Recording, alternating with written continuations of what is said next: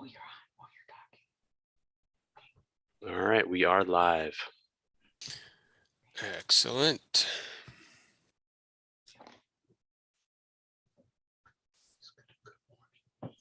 All right, we're getting a good wave of folks. Just going to give it a couple more seconds here, and then I'll get us rolling.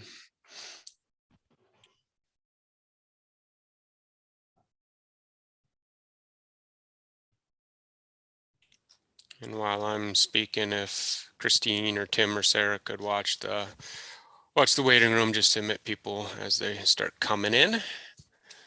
But we're looking pretty good on the list so far. So with that, I think we will get this meeting started. So good morning, everyone, and welcome to our 5th CWD Response Plan Committee meeting.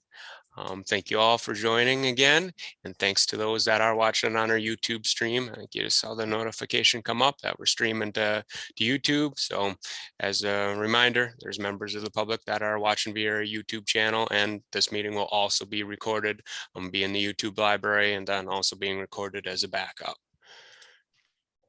Today's meeting will have multiple portions of large group discussion. I'm not planning on using the breakout rooms today. So when we're speaking in a large group, it'll be even more important to just be mindful during the discussion to let everyone get a chance to participate.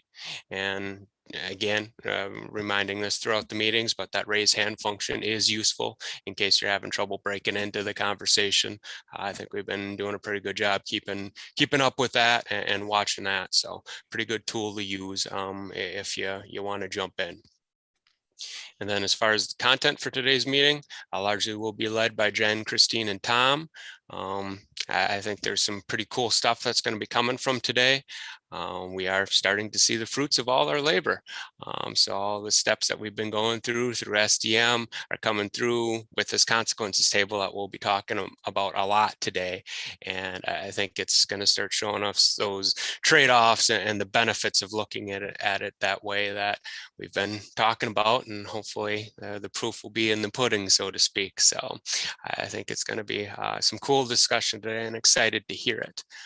So with that, gonna dive right into the roll call and then get into the content of this meeting. So let me pull up the charter here. And as usual, I'll go one by one. I know not all secondaries will be here, but just to make sure I don't miss anyone. So start at the top with DNR staff. Eric Canania. Here. Mandy Camps. Good morning. Good morning. Tammy said she's going to be late, but just to be safe, Tammy Ryan. Dan Storm. Here. Jeff Pritzel. I'm here. And moving on to our stakeholders, National Deer Association, Kip. I'm here, Kurt. Good morning. Good morning. Matt. Wisconsin Wildlife Federation, Ralph. Justin. Bowhunters Association, Bill. Yes, sir. Right here. Excellent. Rick. Sporting Heritage Council, Elizabeth.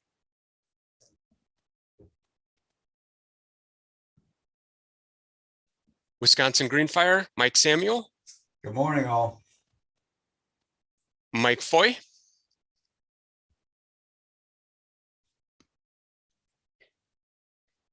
I think I see him on the list there. So continuing with our mics, Mike Riggle, Conservation Congress. Here. Joel Taylor. Backcountry Hunters and Anglers, Noah. Jeffrey. Solid Waste Association, Dave.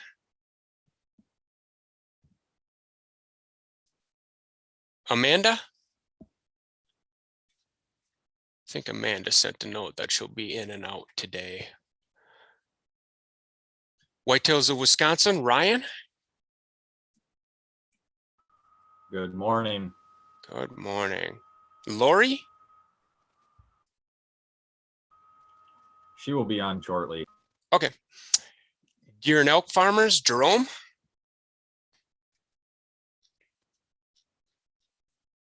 Roxanne.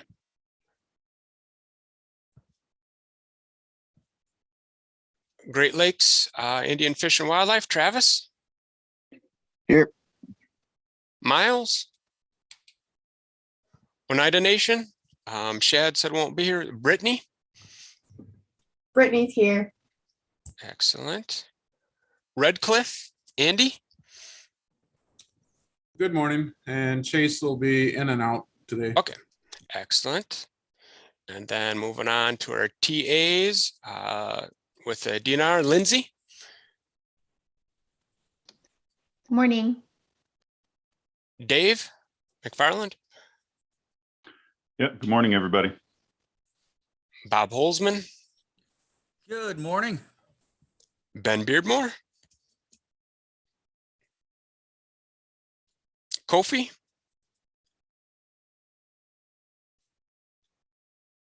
Chris Goodwill. Pete. Natasha. Dan Kroll. Moving on to DebtCap, Darlene. Amy. Good morning. Darlene and I will probably be tag teaming again on this one. Excellent. Wildlife Services, Dan Herchert. WVDL, Dan Barr. And last but not least, DHS, Lorna.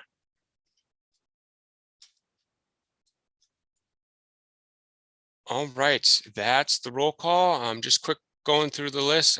Dan Robinson, could you toss a co-host to Tom Fitteman? He joined here as we were discussing. And with that, that's it for my task for now. So I will turn it over to Jen.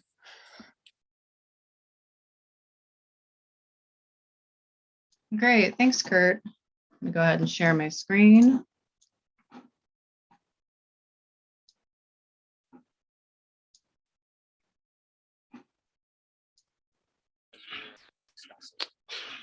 Gotcha. Perfect. Okay. Good morning, everybody.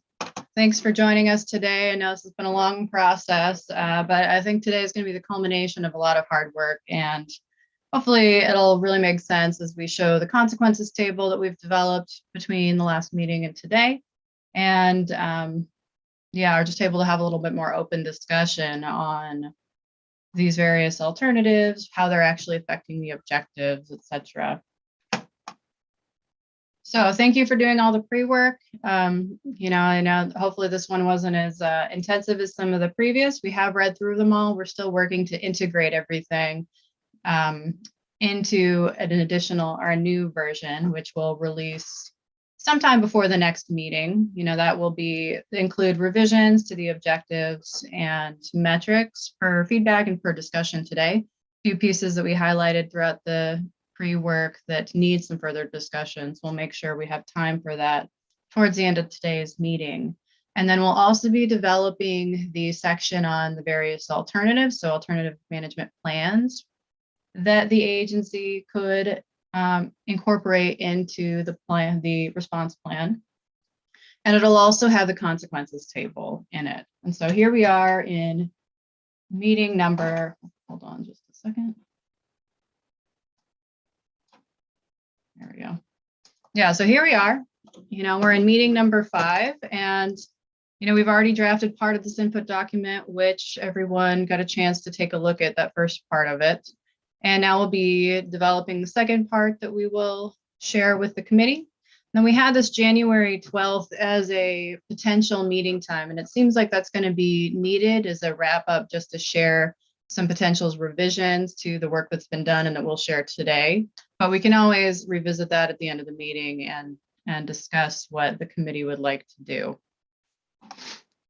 And again, this input document is going to go to the DNR, and we'll be working and the January meeting, we'll have some discussion. We'll have a little bit more chance to talk about that input document. And then that input document will be carried through to the final development of the review.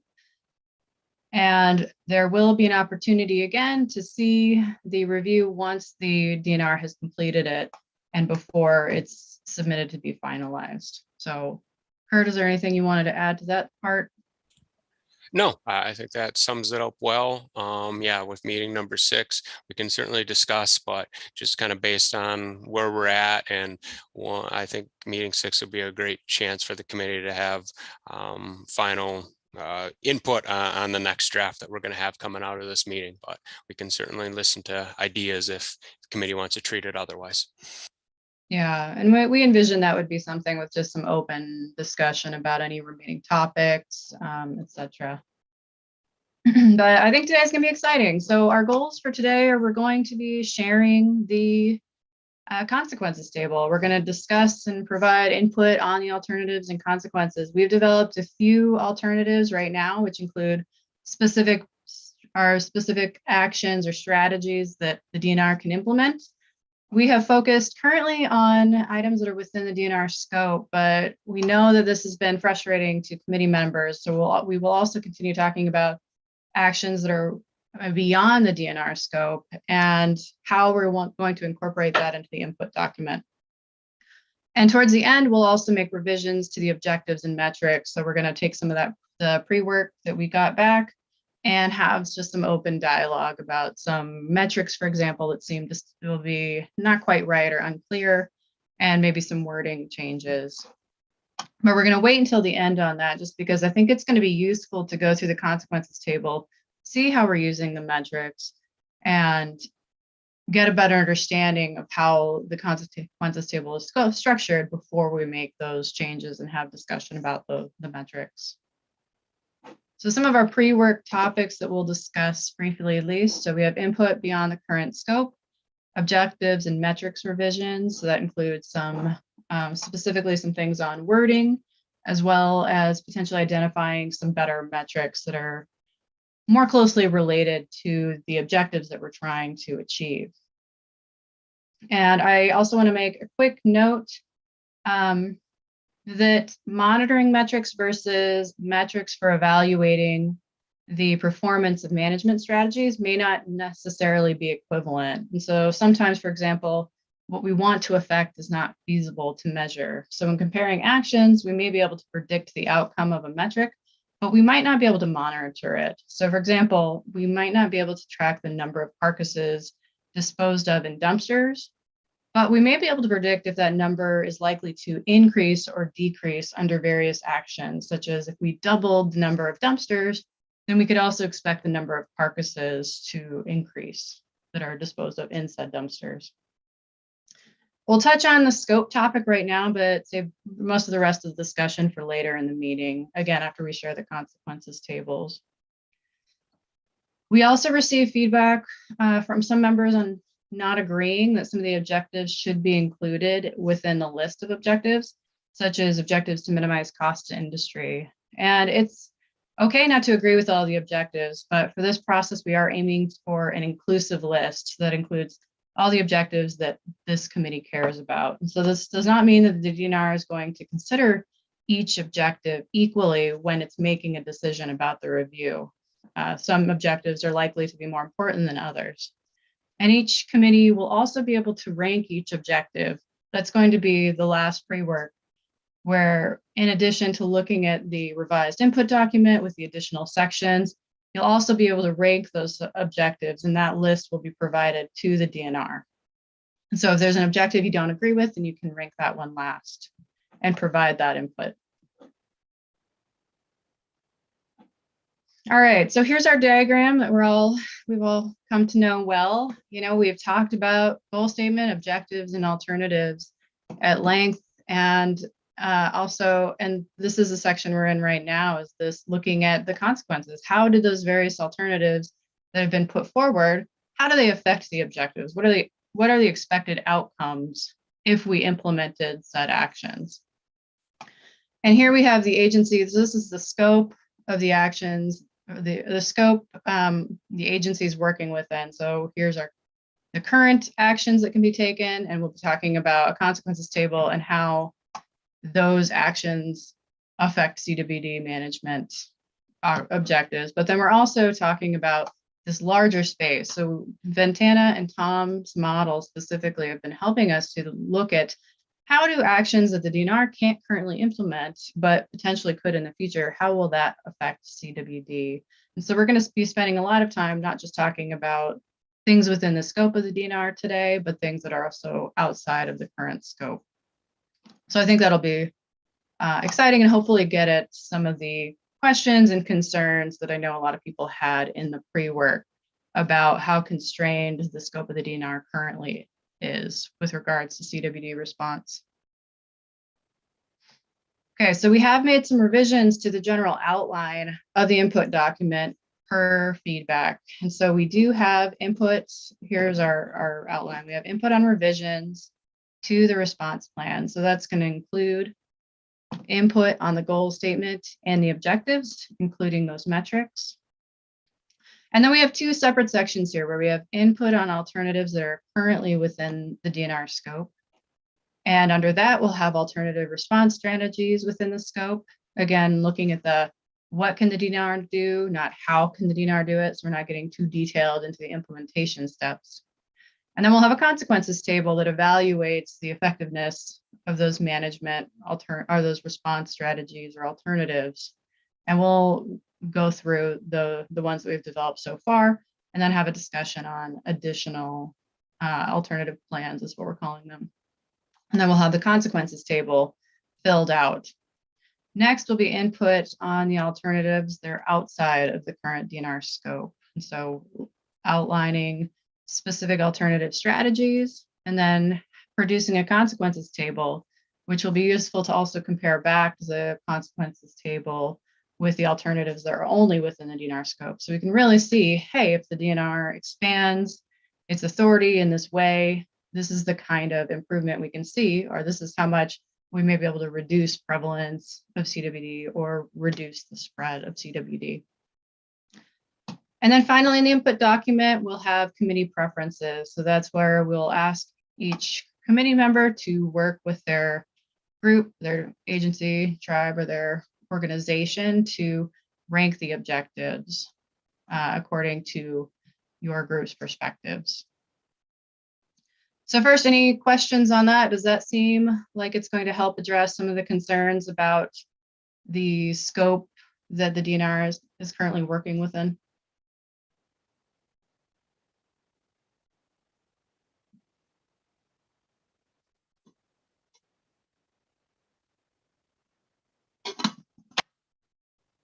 Okay.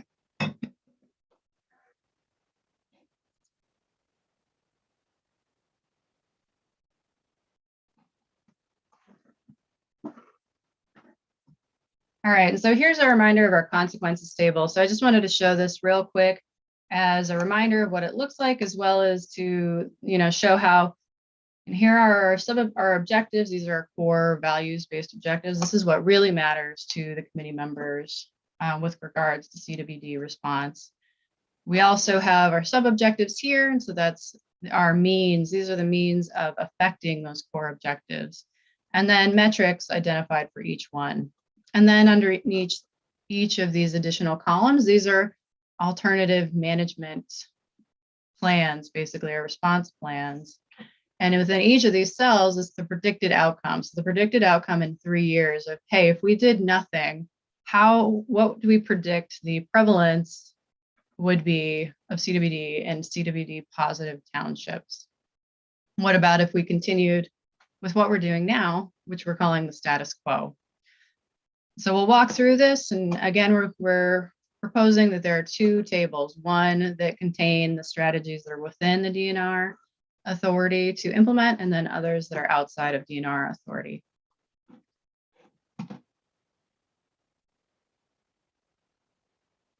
Another question that I have, for y'all to answer is that ultimately, should expanding the DNR scope be included as an objective? Is that something the committee thinks should be an explicit objective within the plan?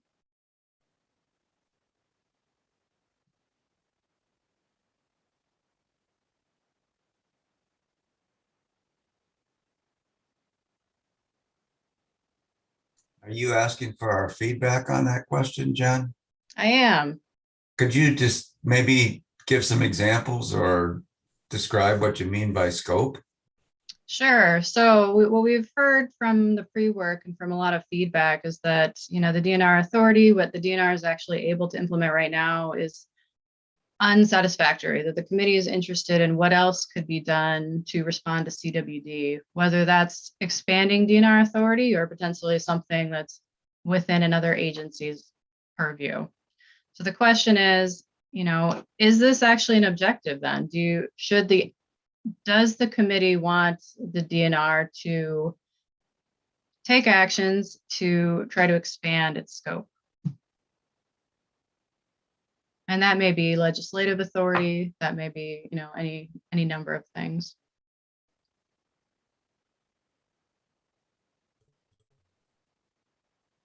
Hey, Jen, this is Kip Adams. For that one, I would vote yes. And I think that is important. And at the very least, I think it should be included to at least address items that currently the DNR does not have the authority for, that we feel are critical to being successful at managing CWD in Wisconsin.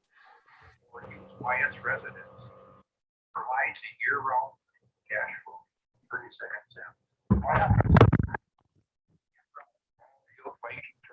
So forth.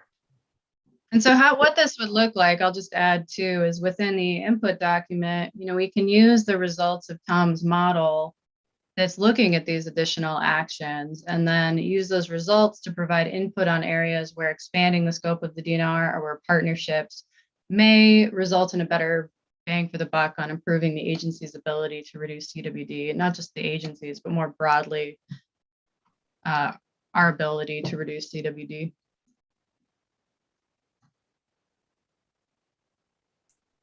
I agree with Kip. I couldn't hear what Jerome said, but I agree with Kip. I think it seems, well, I have to also say that I'm not sure I have a very good understanding of what the scope of current DNR authority is. And so that, I guess if we're going to comment on that in a more specific way down the line at some time, I certainly need better understanding of what that is. So, for example, can the DNR change the hunting season times? Can the DNR provide more tags for buck harvest, for example? I don't have a good feeling for how much of those things are under your current control versus not. Yes, this is Bill from the Bow Hunters. I would agree with Kip's point also. I think the DNR should try to expand their scope. And in particular, with regard to the deer farms in Wisconsin, right now, I believe they come under DATCAP jurisdiction. I'd like to see the DNR have, I guess more control over the deer farms. I'd like to see some of the jurisdiction for that go to the DNR and have it removed out of the DATCAP arena. Thank you.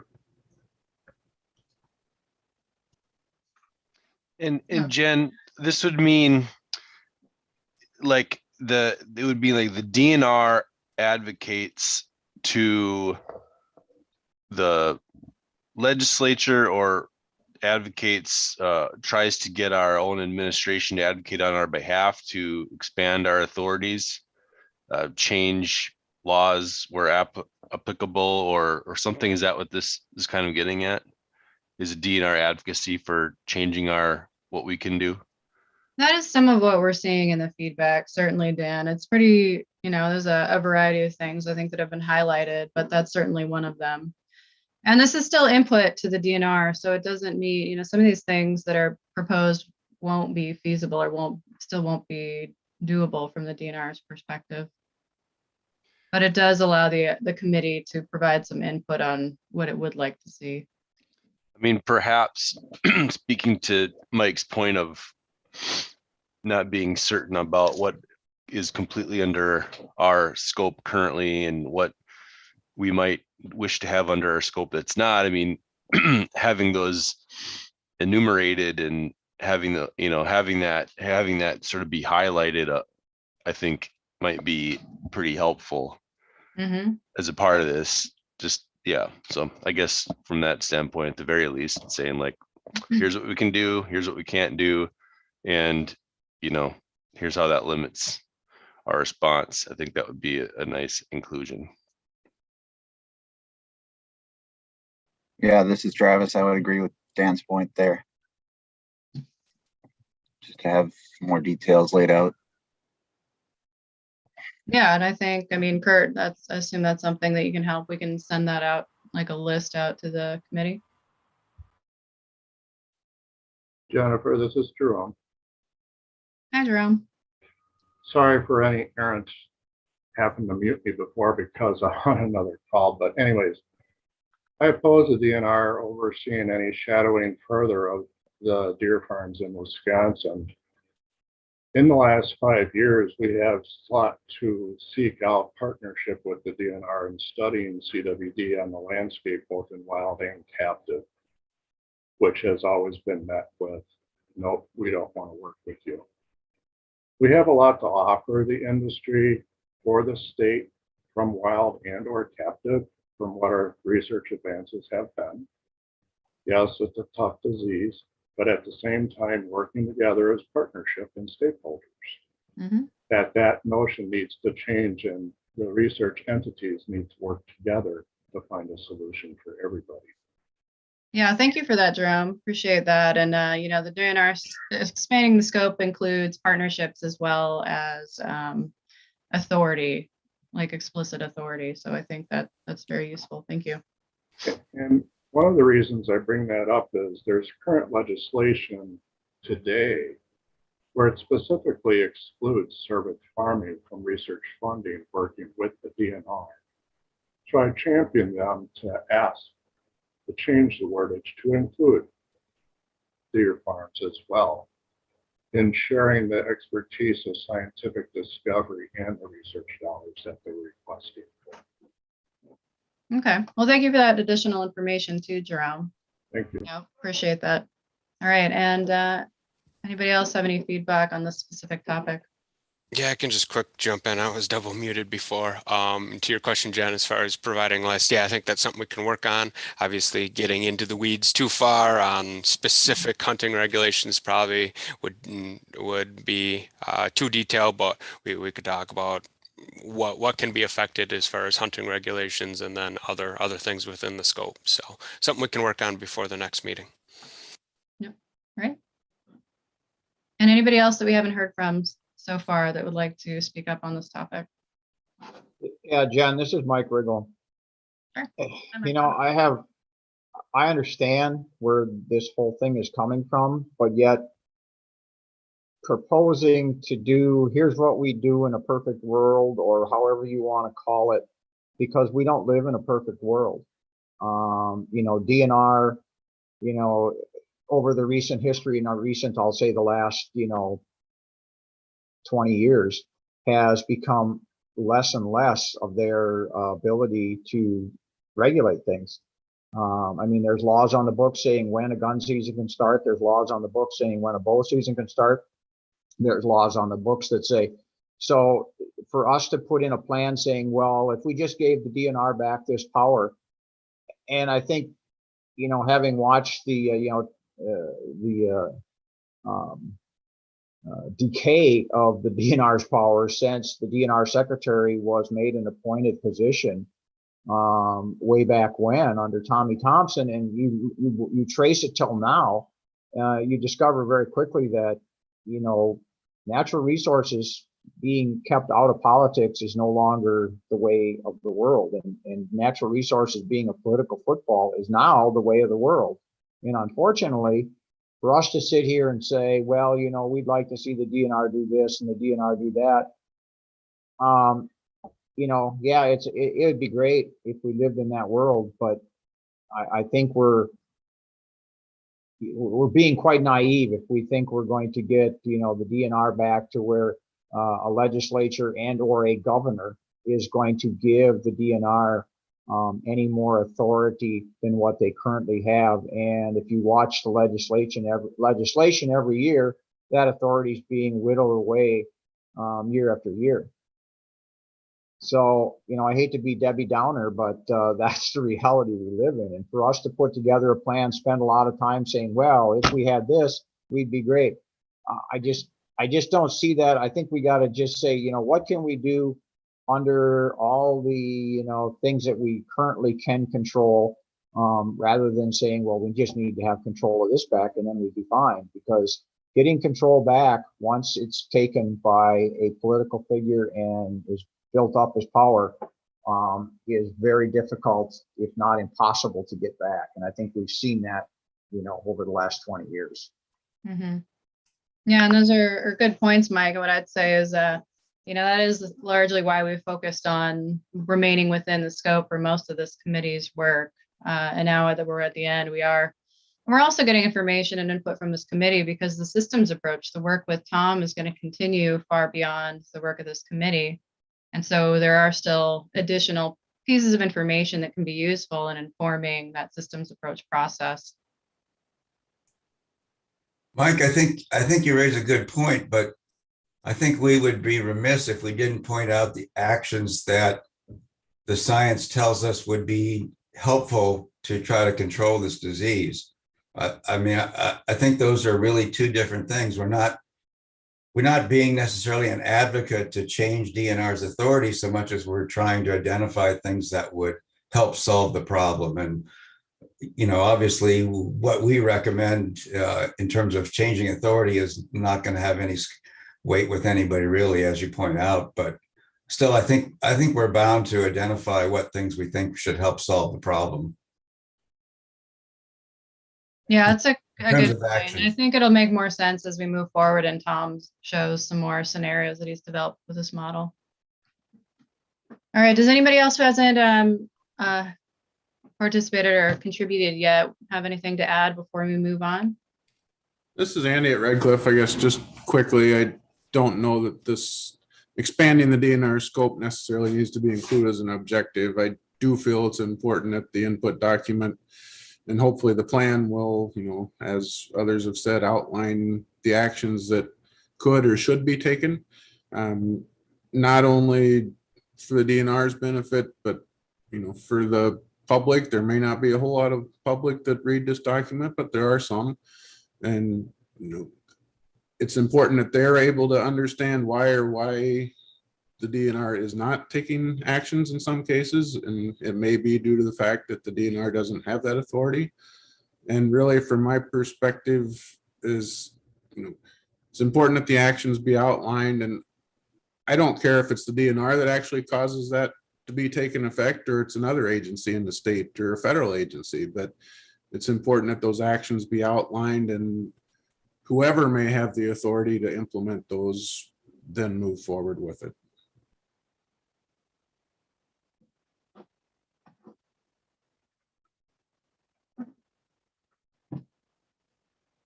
All right, great. Thank you, Andy. Okay, anybody else? Last chance. Are there any hands raised, Kurt? Keep double mute myself. Nope, we're good.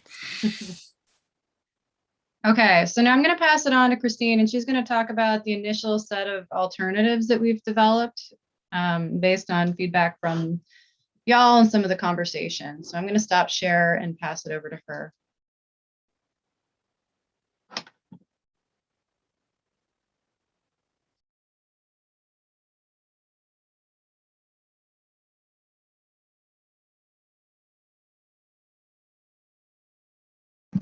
Good morning, everyone. Hopefully you can see my screen. Yep. Good. All right. Wonderful. Well, thanks, Jen. As Jen said, we're going to dive a little bit more deeply into some initial alternatives that we compiled. A little bit of background about how we compiled these alternatives. We took all the actions that have been provided by the committee throughout the past meetings and also in the pre-work, and we packaged these together into 8 alternative CWD response plans. And you can think of these as very different strategies to addressing CWD. And the idea here is to start off with these very different strategies, these very different plans to help us evaluate trade-offs between the objectives that you identified. So as Jen showed in one of her previous slides, you know, these alternatives are the columns in our consequences table that we're going to be looking at today.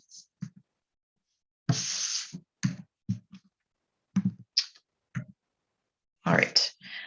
So we developed 8 alternative response plans. They include sort of the default 2 response plans of status quo, what the DNR is doing currently to respond to CWD, and a plan called Do Nothing, which is where we would stop all efforts to respond to CWD. And again, these are sort of the default plans that we're considering in our consequences table as baselines. Our 6 remaining plans then vary along 2 different dimensions. First, the geographic region where areas are focused, and then who carries out the actions in the response plan. There's 3 different geographic regions that we considered: the endemic area, new CWD positive foci, and the leading edge of the endemic area. With regards to who carries out the actions, the 2 dimensions that we, or the 2 options that we considered were actions that require hunter engagement and actions that do not rely on voluntary hunter effort. So when you combine those 2 dimensions, you get the 8 total alternative response plans that we're going to be looking at today. Status quo, do nothing. Endemic area with hunter-driven CWD response, endemic area without relying on voluntary hunter effort, new foci with hunter-driven CWD response, new foci without relying on voluntary hunter effort, leading edge with hunter-driven CWD response, and leading edge without relying on hunter voluntary effort. Again, these are intended to be very different response plans, very different strategies to help us start this conversation. And as Jen said earlier, we will have time to discuss and develop additional plans and consider plans that are both within and outside current DNR scope. So I wanted to dive a little bit further into what these response plans might look like on the ground. And so this slide shows potential actions within 2 alternative response plans or different strategies. So both these response plans focus on the endemic area, but differ dependent on the actions, involve different actions depending on the strategy. So for example, here, hunter-driven CWD response might involve things like incentives for testing, or increasing sampling locations to increase surveillance. Response by hunters might involve changes to permitting, season structure, and carcass donation options, all with the goal of density reduction or changing the age structure of the deer population or decreasing prions in the environment. On the other hand, the second plan on the right-hand side of your screen does not rely on voluntary hunter effort. And it might involve things like mandatory testing to increase surveillance or targeted removals and surveillance permits for density reductions, changes to age structure, or decreasing prions in the environment. So you can see that both of these alternative plans, again, focus on the endemic area, but have different types of actions or would include different types of actions dependent on the strategy. And so then you can kind of quickly envision what these other response plans might shape up to look like. So a lot of the actions in the other response plans are nearly identical. Again, though, we're just focusing on geographic areas.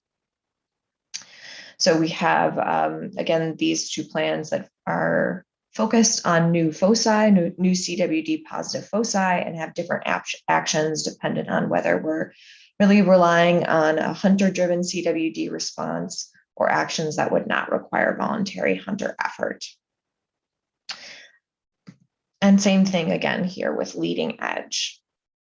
And as Jen mentioned, through our collaboration with Ventana and also technical advisors, we've gone through and filled out an initial consequences table to show you how these different alternatives perform on the objectives that you all have developed over the last set of meetings.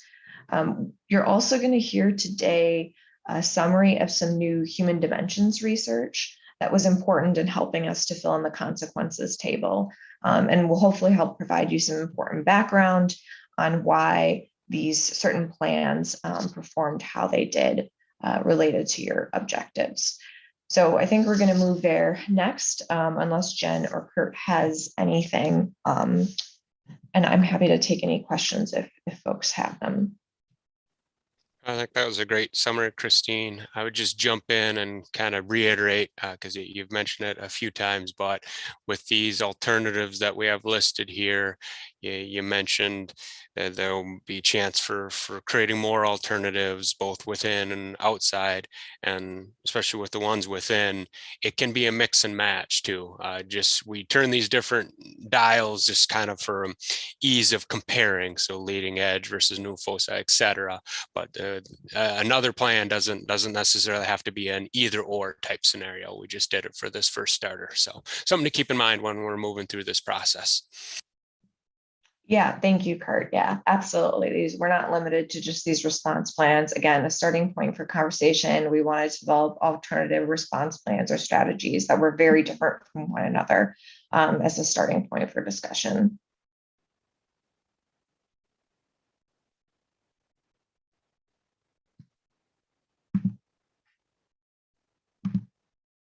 Any questions from folks?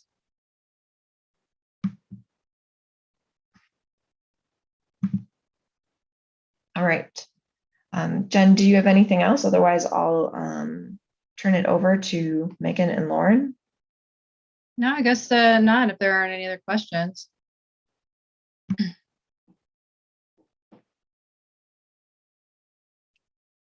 Cool. Then Megan, Lauren, whoever is doing the presentation, you should have co-host abilities to get started. And like Christine said, this presentation is coming to help give some background on the squares essentially of the consequences table and how this helped fill out, especially with the hunter driven versus non-hunter driven, those human dimensions kind of relationships. So with that, Megan or Lauren, the show is yours. Great, thanks so much for the invitation to share some of our research. I will get my screen shared here.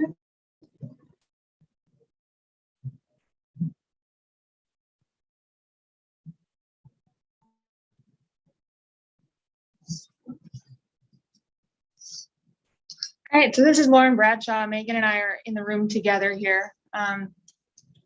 So I'll kick things off. So we're here to present some survey results following the 2019 season. We surveyed 6,000 hunters in Wisconsin, and we got a 60% response rate, which is pretty great. And largely the objectives of this survey were to assess and document hunter behavior related to CWD, so carcass transportation risks, testing involvement, things like that. And then also to assess hunter awareness and concern about CWD in Wisconsin. So we're going to kind of run through some statewide results. There should be some time at the end for any questions. So keep them in your mind as we're going. So I'll start things off with the behaviors aspect. So we asked hunters about kind of leading into the season, their thoughts on CWD and their harvest. And what we saw is that CWD is largely not influencing where hunters decided to hunt in 2019. It wasn't a big factor in the properties they're choosing. Hunters are hunting where they have access to land, basically. We asked hunters the most number of deer they've harvested in a single season over the last 5 years. And about 1.6 was the average, so 1 or 2 deer. We also asked, what's the ideal number you'd like to harvest next year, which would have been the 2020 season, and kind of similar, 1 or 2 deer for most. And kind of related to this, we asked hunters about, their awareness of programs like the deer donation program. And what we found is that the majority of hunters were aware of that program, and few participated in it. We also asked about if they'd be interested in incentives to participate in a program like that. And they didn't seem to be interested in those incentives. And so that kind of fits in with something else we heard in focus groups for this effort, was that hunters are they believe that harvesting more deer than they could personally consume or that their families could consume is a waste of the resource. So interest in harvesting additional deer was low from this survey. Today, we're going to focus on this survey, but I do want to quickly point out that we've done past hunter surveys related to CWD and have found pretty similar results, that most hunters are harvesting 1 or 2 deer. There's a small proportion that are interested in more, but the majority are about 1 or 2. And a big factor in that is hunter ethics, in terms of harvesting more than what you and your family would consume. And then there's, I think, another factor is that hunters can be selective with what they want to harvest, right? So some of these older surveys also looked at some different types of incentives, more harvest driven. So payment for harvesting CWD positive deer and entry in a lottery for harvesting deer. And those past studies found that those monetary incentives were not significantly related to hunter harvest behavior. So I think a phrase that was kind of thrown around at the time when some of these early studies were happening was that for a lot of hunters, the cure of reducing deer populations is worse than the disease in their mind. So just some important context to keep in mind. So that's kind of leading up into the season. And I mentioned that a focus was hunter behaviors related to carcass transportation risks and prion spread. So we asked them, for the first deer that you harvested in 2019, what'd you do with it? What'd you field dress it? Where'd you process it? How'd you dispose of the inedible parts? And nearly all hunters are field dressing and disposing of entrails at the site of harvest.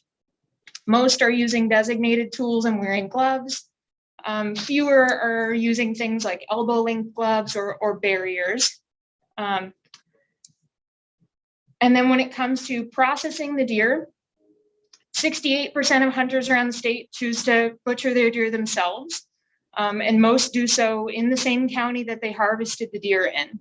And then 73% total are staying in the same county either through a processor, 19% are in the same county through a processor, and then that 54% are butchered by a hunter in the same county. And, we asked hunters about, are you aware of the existing carcass transportation restrictions related to CWD? And most were. So, it's unclear if they're doing this to explicitly follow those carcass transportation restrictions, or if it's a matter of you live near the property that you hunt and it's convenient.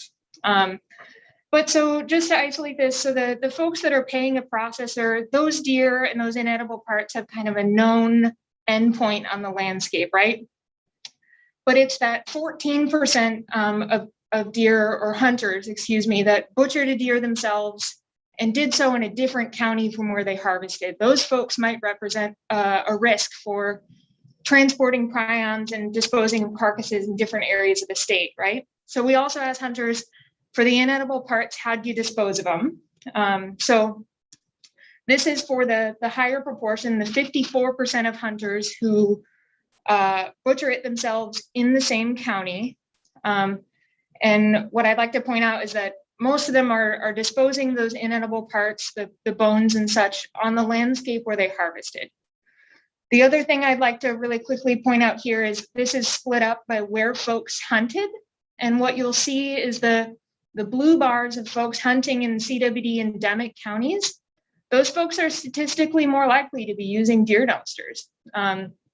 Correspondingly, folks in areas where CWD had more recently been detected or was not detected at the time we did our survey, those folks were statistically more likely to use things like residential trash.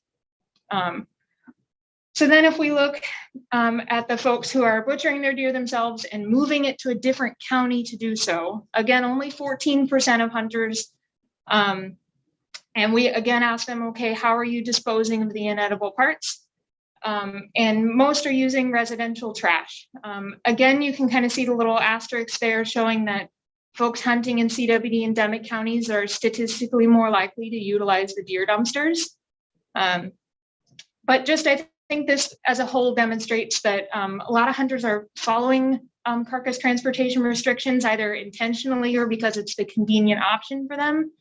And in terms of how folks are disposing of carcasses, it doesn't seem to be a high prion spread risk from that. We also asked hunters about CWD testing. In 2019, 9% of hunters told us that they tested their deer for CWD. And these are some of the top reasons that folks said that they did that. It's to contribute data, aid in disease monitoring, because they had personal concerns for consuming their venison. And then hunters were more likely to test if they knew they were hunting in a CWD affected area. Correspondingly, 70% have never tested a deer in Wisconsin. And some of the top reasons for that, really interestingly, were that hunters were maybe have a misperception that they could butcher their deer properly and avoid risk and exposure to CWD that way. And there's maybe some thoughts out there that if you handle the meat or cook it in a certain way, that it can eliminate that exposure. And then there's a small proportion who don't test because they don't hunt in a CWD affected area and don't feel that they need to. And then so for those who did test a deer, we asked them a couple other questions about what they did in that time frame waiting for test results. And what we found is that most are going ahead and butchering their deer and disposing of the inedible parts before getting their test results back. 1 in 3 hunters are going ahead and eating some of the venison before they receive test results.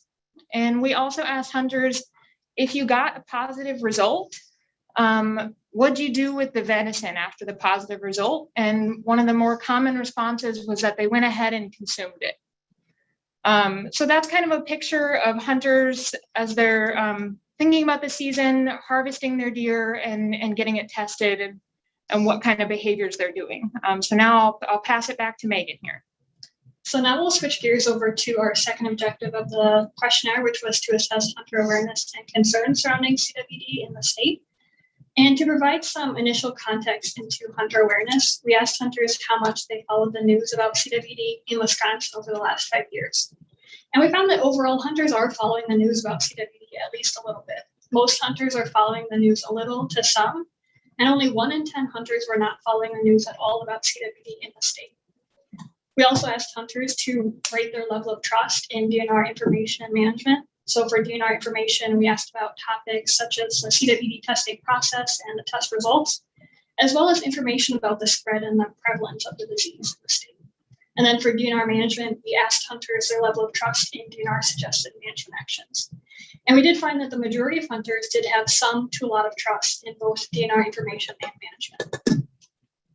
So hunters have trust in DNR management actions, but we were wondering if they thought that those management actions would be effective in controlling the spread of CWD in the state. And as you can see in the first row of the table, hunters remain evenly split on whether general management actions would be effective in controlling CWD. When asked about more specific management actions, we see that hunters were the most likely to think that following the carcass transport and disposal recommendations would be likely to control CWD. About 41% of hunters thought that that action would be likely. And then, however, shown in the bottom 2 rows, we see that hunters don't think that harvesting more deer and reducing deer densities will be effective in controlling the spread of CWD in Wisconsin. And this could tie back to the personal harvest limit that Lauren discussed earlier, where hunters really only want to harvest 1 or 2 deer and are unsure that harvesting more deer will be effective. In the questionnaire, we asked about 11 potential outcomes of having CWD in the state, and these topics included impacts to the deer herd health, impacts to the future of deer hunting, and then economic concerns. And we did find across the board, the majority of hunters were concerned about these potential outcomes. The top 3 concerns were that CWD will spread throughout Wisconsin, that it will harm Wisconsin's hunting tradition, and that the prevalence will increase in the hunters hunting county. There were only 3 items where the majority of hunters were not concerned with those outcomes, and those were that CWD will reduce the number of deer hunters in the state, that a hunting property will be designated on a map if they get a positive test result, and that CWD will lead to a decline in land values. So from this, we do see that the hunter concern is focused around the future of deer hunting and the health of the deer herd, and the economic concerns, while they're present, are mostly secondary concerns. So although hunters are concerned about specific outcomes of CWD, when we just asked broadly what hunters felt about the presence of CWD in the state, we largely see that hunters aren't too concerned about it. They don't have strong feelings about the presence of CWD in the state. The majority of hunters had none to little worry, uncertainty, or anger when thinking about the presence of CWD in Wisconsin. And this ties back to a narrative we heard in the focus groups that we conducted with hunters before we sent out the survey. We did hear from some hunters that they consider CWD to be at a plateau right now, where there was initial worry in the early 2000s, but now they will continue to hunt as normal until something changes. So based on that narrative, we did include 3 questions in the questionnaire that got at hypothetical situations to see if their behavior would change in these situations. So if CWD wasn't currently detected in their county, we asked them if their behavior would change if CWD were to be found in that county or on the property that they hunted. And largely our survey results support what we heard in our focus groups, where largely hunter behavior wouldn't change. The majority of hunters would continue to hunt in the same location, and they would continue to harvest the same number of deer. Then to gauge hunter concern for potential human health impacts of CWD, we asked if their behavior would change if CWD were to be found to affect human health. And again, we see that the majority, or about 57% of hunters, would continue to hunt in the same location. Only about 1 in 5 hunters would be concerned enough about the human health impacts of CWD to drop out of deer hunting entirely. And again, the plurality of hunters would continue to harvest the same number of deer, and only 6% of hunters would harvest more deer. So again, there's little interest in reducing deer density to curb the spread of the disease even at this point. So just a quick summary, we did find that hunters are largely following carcass transportation regulations and are using deer dumpsters where available. And they were the most likely to think that following the carcass transportation regulations and disposal recommendations would be likely to control CWD in the state. We again find that hunters have a clear harvest threshold, and regardless of incentives, there's little interest in reducing deer densities and harvesting more deer than they can personally consume. And we find that hunters are not testing their deer largely because they don't believe that testing is necessary to mitigate disease risk. There's a large percentage of hunters who think that handling and cooking the meat properly mitigates any CWD contamination, and that testing of the deer isn't necessary to mitigate that risk. And then lastly, hunters are concerned about specific outcomes of CWD on things in Wisconsin, such as the health of the deer herd and on the future of deer hunting. However, hunters do remain less concerned about human health impacts and are less, they don't have strong emotions about the presence of CWD in the state overall. And with that, I think we do have time for a couple of questions if there are any.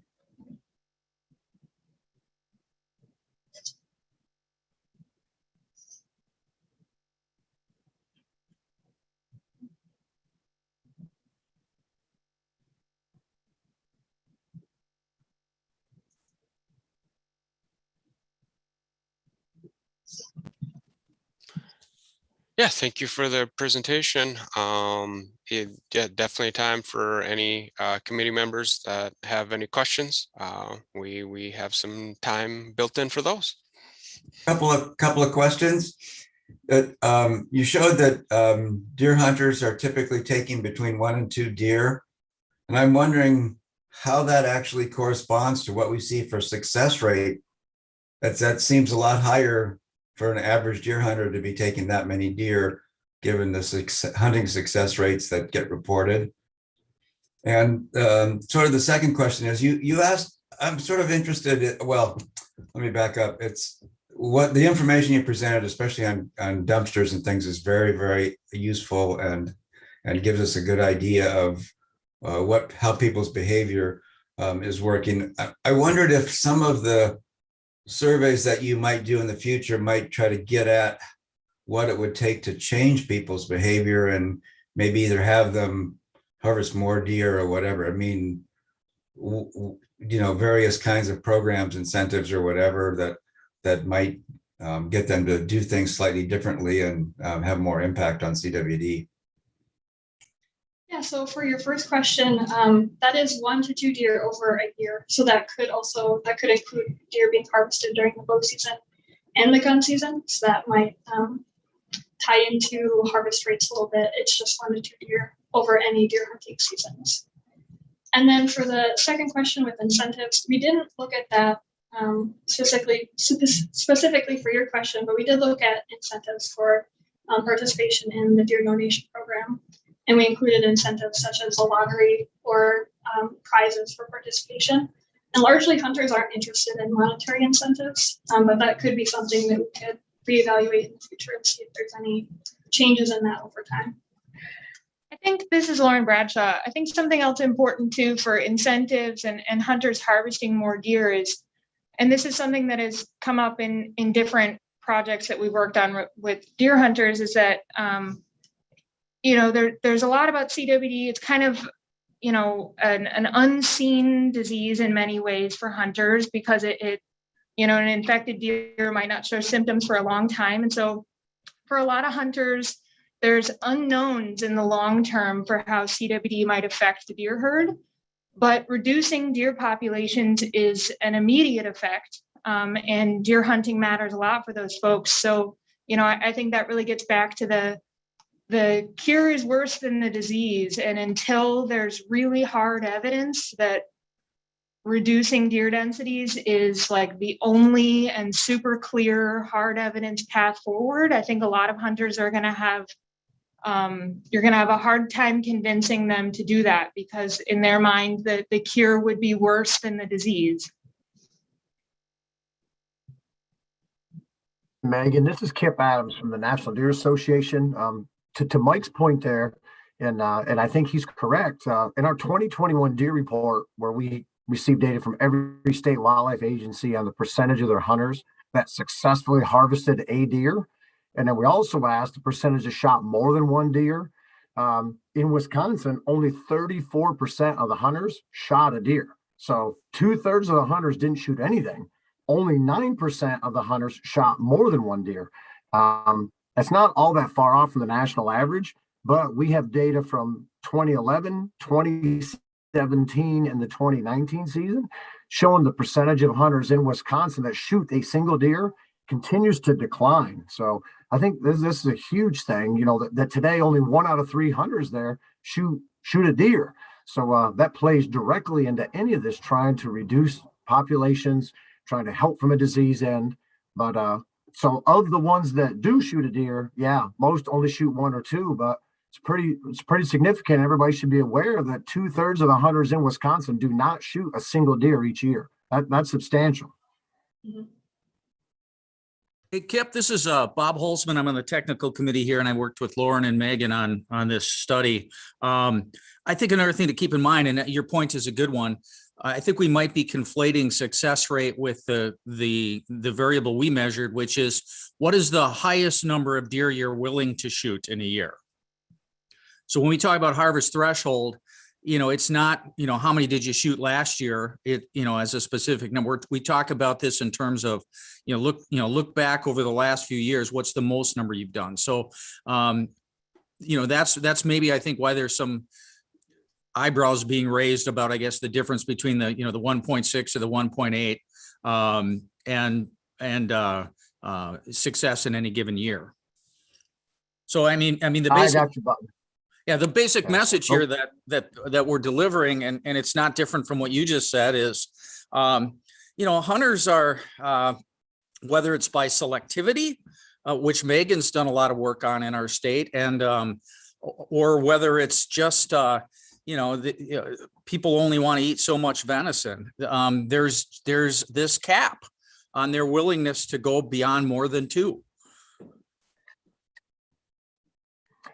Gotcha. Great point, Bob. My mistake, Megan. I thought you were talking about success rates of hunters. I didn't realize you were talking about just what they were willing. So it actually even paints a bleaker picture than the fact that only a third of them shoot any, and then of the ones that shoot them, they only want one or two. So I think that's a huge opportunity that we have, an area that where we have to impact the desire by a larger segment of the hunters to shoot any, and then to shoot more than just one or two if we're going to be successful here. Thank you for the clarification, though, Bob.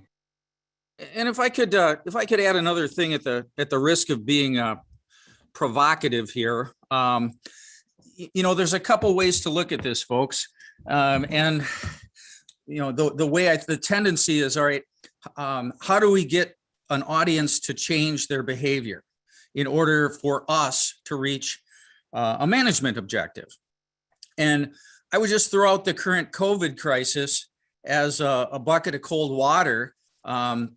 We still have a significant number of people in the face of a real health risk that's killing people that are refusing to get shots and wear masks when the scientific evidence is clear on both of those topics.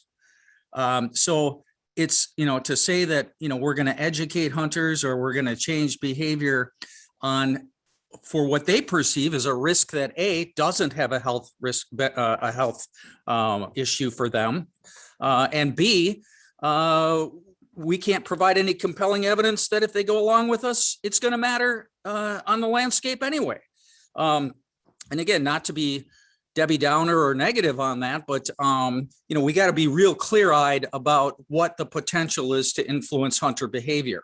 And if it's difficult, and certainly I think it is, maybe that speaks to the need to pursue alternatives other than hunters that I think Christine laid out as some of the options here.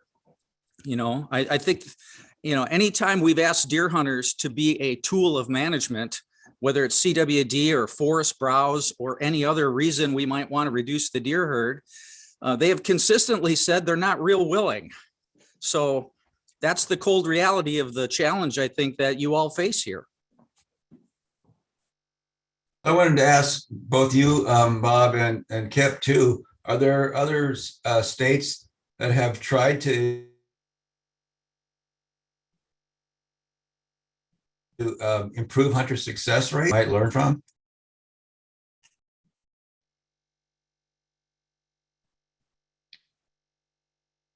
Mike, this is Kip. I know there's a lot of states that are trying to encourage hunters to shoot more antlerless deer. The most successful campaign I'm aware of is in Oklahoma, where they had started years ago, probably a decade ago, or maybe more now, encouraging hunters to pass yearling bucks. They convinced their hunters to do that. They then switched that campaign to say, hunters in the know take a doe. They were very successful then to dramatically increase their antlerless harvest using that. The key to that was, though, the Oklahoma Department of Wildlife Conservation absolutely owned that program. It was in all of their publications. It was in everything they talked about. At every opportunity, they talked to hunters about the need to shoot additional antlerless deer. And I'm convinced that is what made both of those programs for them successful. It was because at every turn, that's all hunters heard from the agency was the need to do that. So I don't know of any other agency that's been more successful at encouraging folks to shoot more antlerless deer. I know some other campaigns that agencies have had that have been successful, but they all revolved around the agency absolutely owning the program and just talking about it at every turn.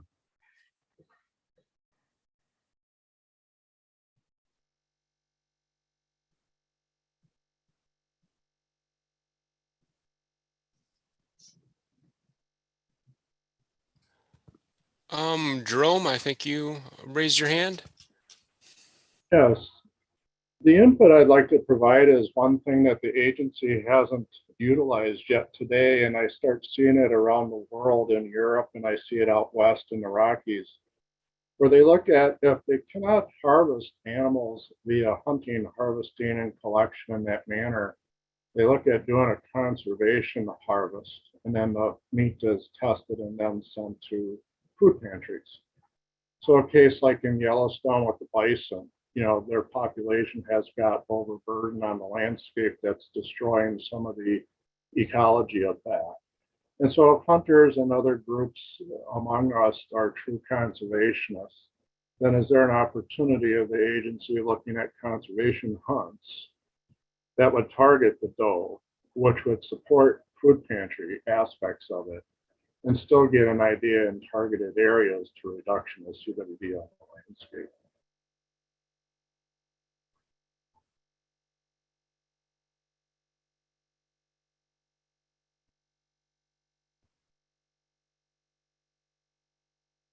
That's all. Thanks for that comment.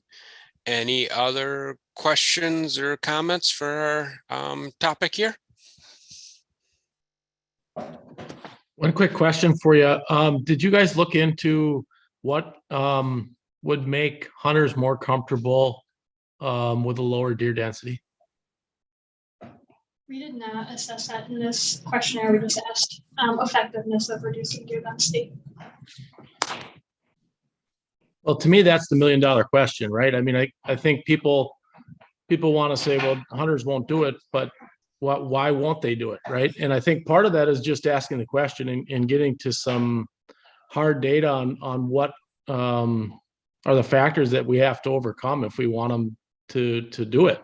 And so I think part of it is, let's not make assumptions, but let's try to figure out what it's going to take to hear from them. So if they're the ones that we have to encourage to pull the trigger, I think that's the data that we need.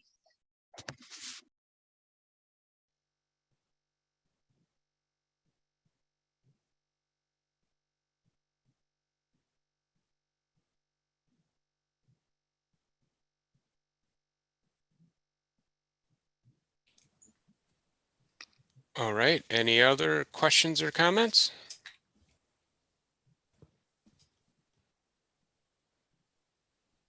Well, thank you both very much for this information. Again, this was very helpful to fill out the consequences table, which we will see shortly and see how this information went into some of those squares. I guess, I don't know, Jen, if you want to do any setting up, or we're pretty much at break time. So Yeah, Kurt, I'd say let's go ahead and take a break and then we'll come back and get into the consequences. okay, then let's take a break. Let's break till 10:20. So give us a nice odd number 8-minute break. And then we'll come back in and we'll head into consequences table. See you all in 7 minutes now.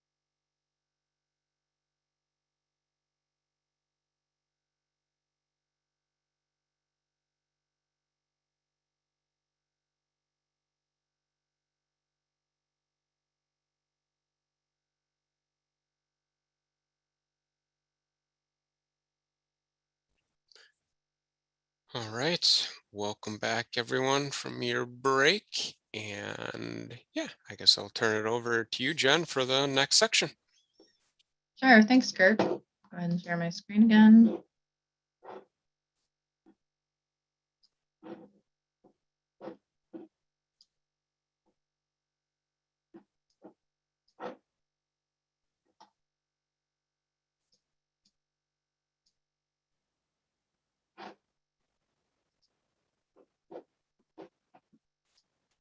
This is the wrong screen.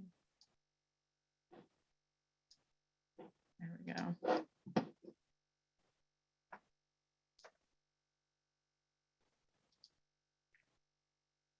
Okay, this is going to be a really quick just intro, and then I'll pass it right over to Tom. Can you see my full slide, Kurt? Yep, can see the intro consequences table. Perfect. Yeah, so I'm going to pass it over to Tom, and he'll walk through how he used his model results to fill out the table and some specifics on those model runs. But real quick, I'll just reintro our consequences table. Now, I feel like this is where it's, it gets exciting, and all of is the culmination of all the work that the committee's put forward, and how you can see that what you care about as committee members, your objectives are explicitly incorporated in this table, and this table can provide incredibly valuable information on assessing trade-offs, acknowledging that some response actions may do really well for some objectives, but perform poorly for others. And so here, just as a reminder, again, these are the core objectives on the left. This is just one example: minimizing impacts of CWD on wild deer and elk. The sub-objectives, so these are the 4 means of achieving this core objective. I haven't made any changes to this table per feedback from the pre-work yet. That's still something that's in progress, and we'll still have some discussions about that after we go through the consequences table. So this is still exactly what was sent in the pre-work, where the sub-objectives are minimizing prevalence infection rates in CWD positive townships, reducing spatial distribution in wild deer, minimizing the risk of spread to elk, and minimizing prions in the environment from harvested deer carcasses. And then for each one of these lowest level objectives, there's a specific metric. And again, just as a reminder, these are metrics that we use to compare how well each of our alternatives here affect our objective, our sub-objective. And Christine, I will walk through these in a little bit. We have the 8 alternatives that Christine presented to us earlier. And then we will be filling out the consequences table. We developed like a pretty simple scale. So sometimes the model cannot actually predict the percent of townships with CWD, for example, but we can at least use it to inform the relative impact of various actions on the percent of townships with CWD. And so the simple scale that we're using for this round is going to be a double negative, which is the outcome is predicted to be much worse than the status quo outcome in 3 years. And so we're basing everything relative to if we implemented the status quo. So status quo is always going to have a 0 all the way down for every objective. And then for all the other alternatives, they'll either be that negative, double negative, which is much worse than status quo, 1 negative, which is worse or a bit worse than status quo. Positive is going to be an improvement on the objectives relative to status quo, and double positive is a significant improvement over status quo. And so, for example, thinking about percentage of townships, a double positive might be there's only 5% of townships with CWD instead of, this is just a hypothetical example, 5% of townships versus status quo might have 15% of townships, just for example. So with that, I'll go ahead and pass it over to Tom, and he's going to talk about the model and how it can be used to fill out this consequences table.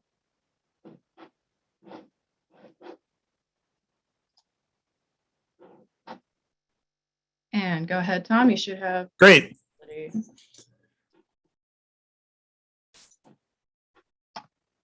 Thanks, Jen.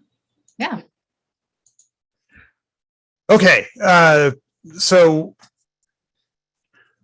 I'm going to be talking about the model in essentially 2 parts here, actually. So I'll give you a quick recap on the kind of the background and content of the model, particularly for those who weren't here at the Under the Hood session last week, which I understand is on YouTube, and I think you have the link in your agenda.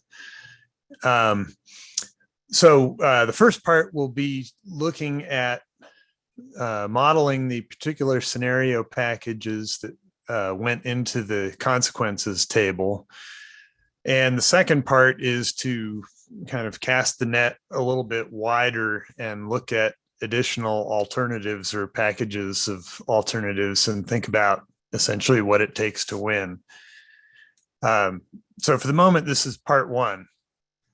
So just a quick reminder, I'm kind of a general purpose mathematical modeler and dynamic system software developer rather than an epidemiologist and wildlife biologist, although I do a lot of epidemiology in other contexts. And we came in to support the development of chronic wasting policy with a series of causal maps that capture the kind of the collective view of how the system works, as well as to construct a model that that captures some of the key dynamics out of those maps.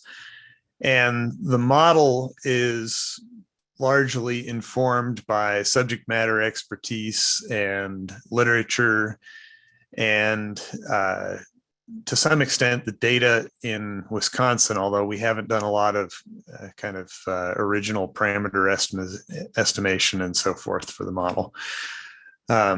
So really the model is meant to be a tool that links policy inputs to stakeholder inputs through a formal description of the system structure of just how chronic wasting works and how some of the policies work. So it maps out the processes that lead to the spread of infection and also implement some of the control measures. And the model is essentially on kind of a combined development track. It's both a long-term goal to create a general purpose flexible tool, but a more immediate goal to coordinate with this 10-year review and specifically support planning in Wisconsin.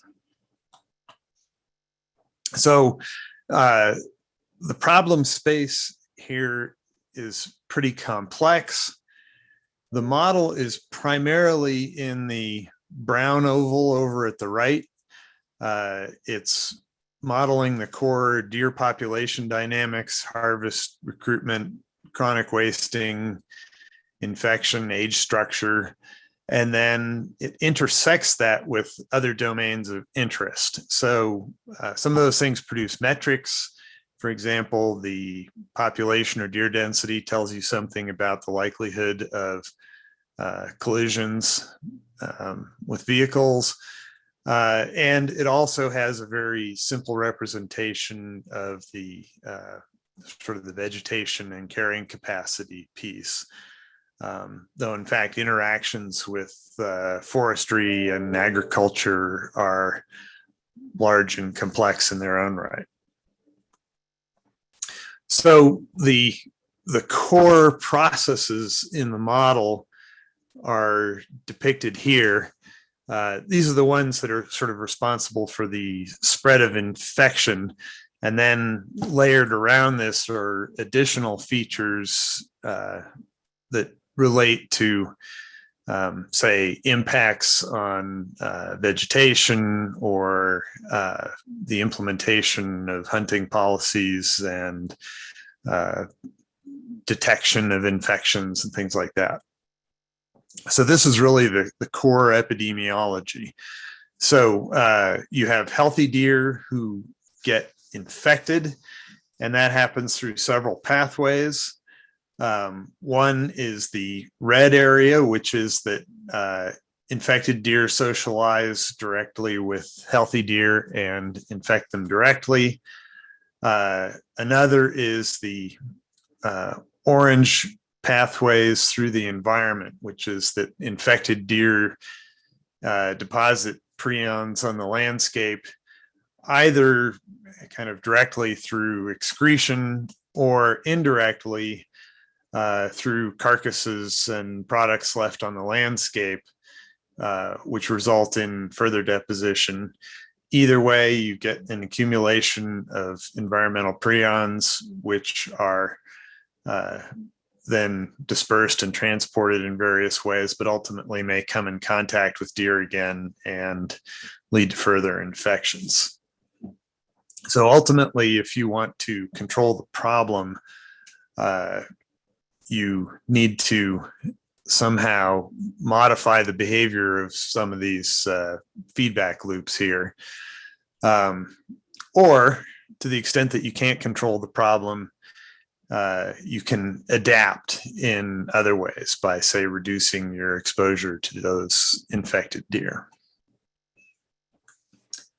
Okay, so first, I want to take a look at what went into the consequences table as it now exists.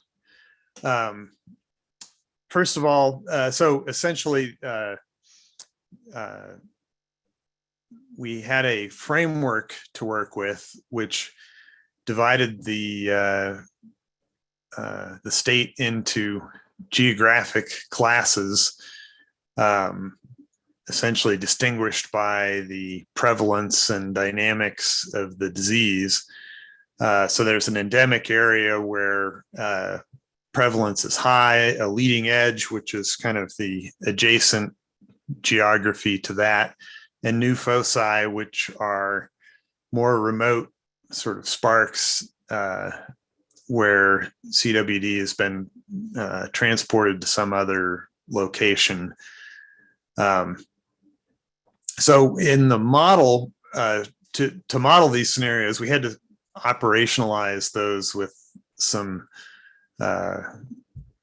numerical categories, essentially. So we observed that if you look at the chart here, this is fraction positive by county.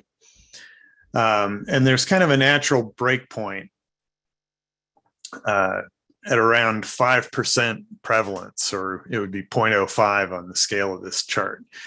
And the counties that are above that at high prevalence are kind of the usual suspects, Iowa, Sauk, Dane, Rock, and so forth.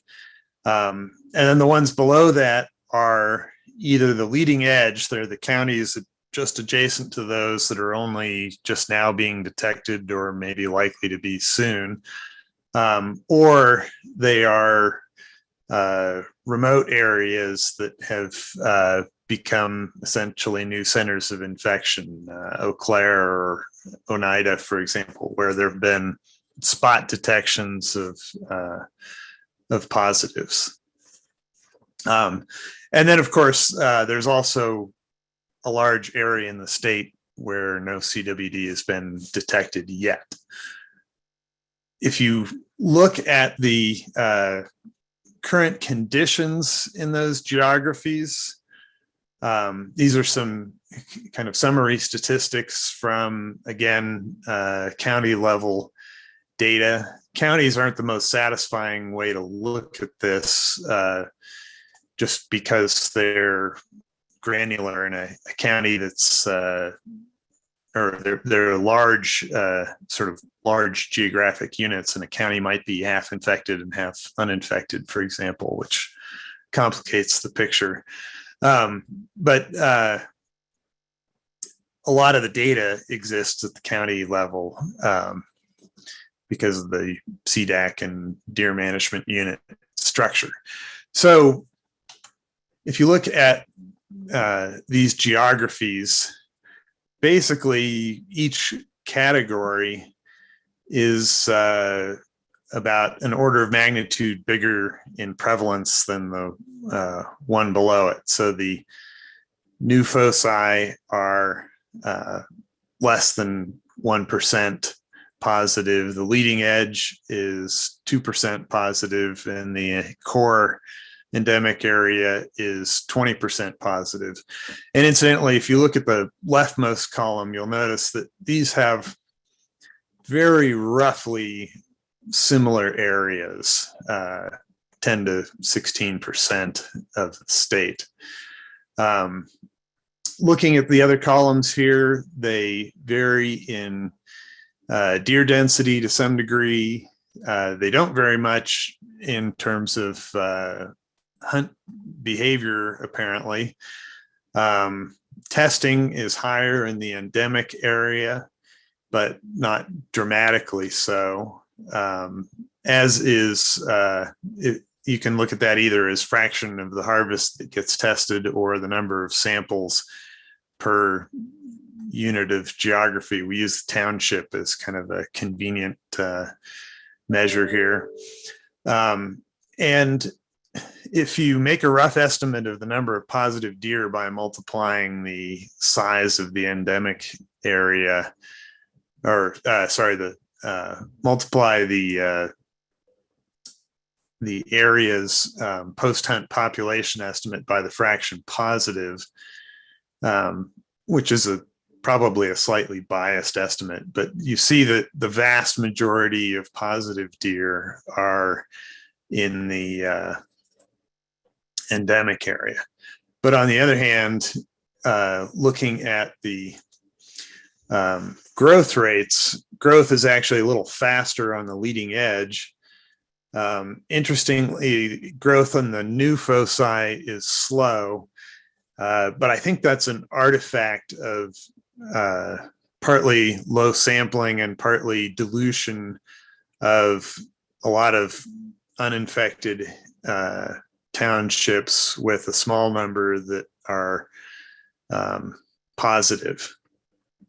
That may bear further investigation, but the 25 to 36% is close to what you might consider kind of the natural growth rate of the disease. Just that kind of rate of spread happens in a wide variety of geographies.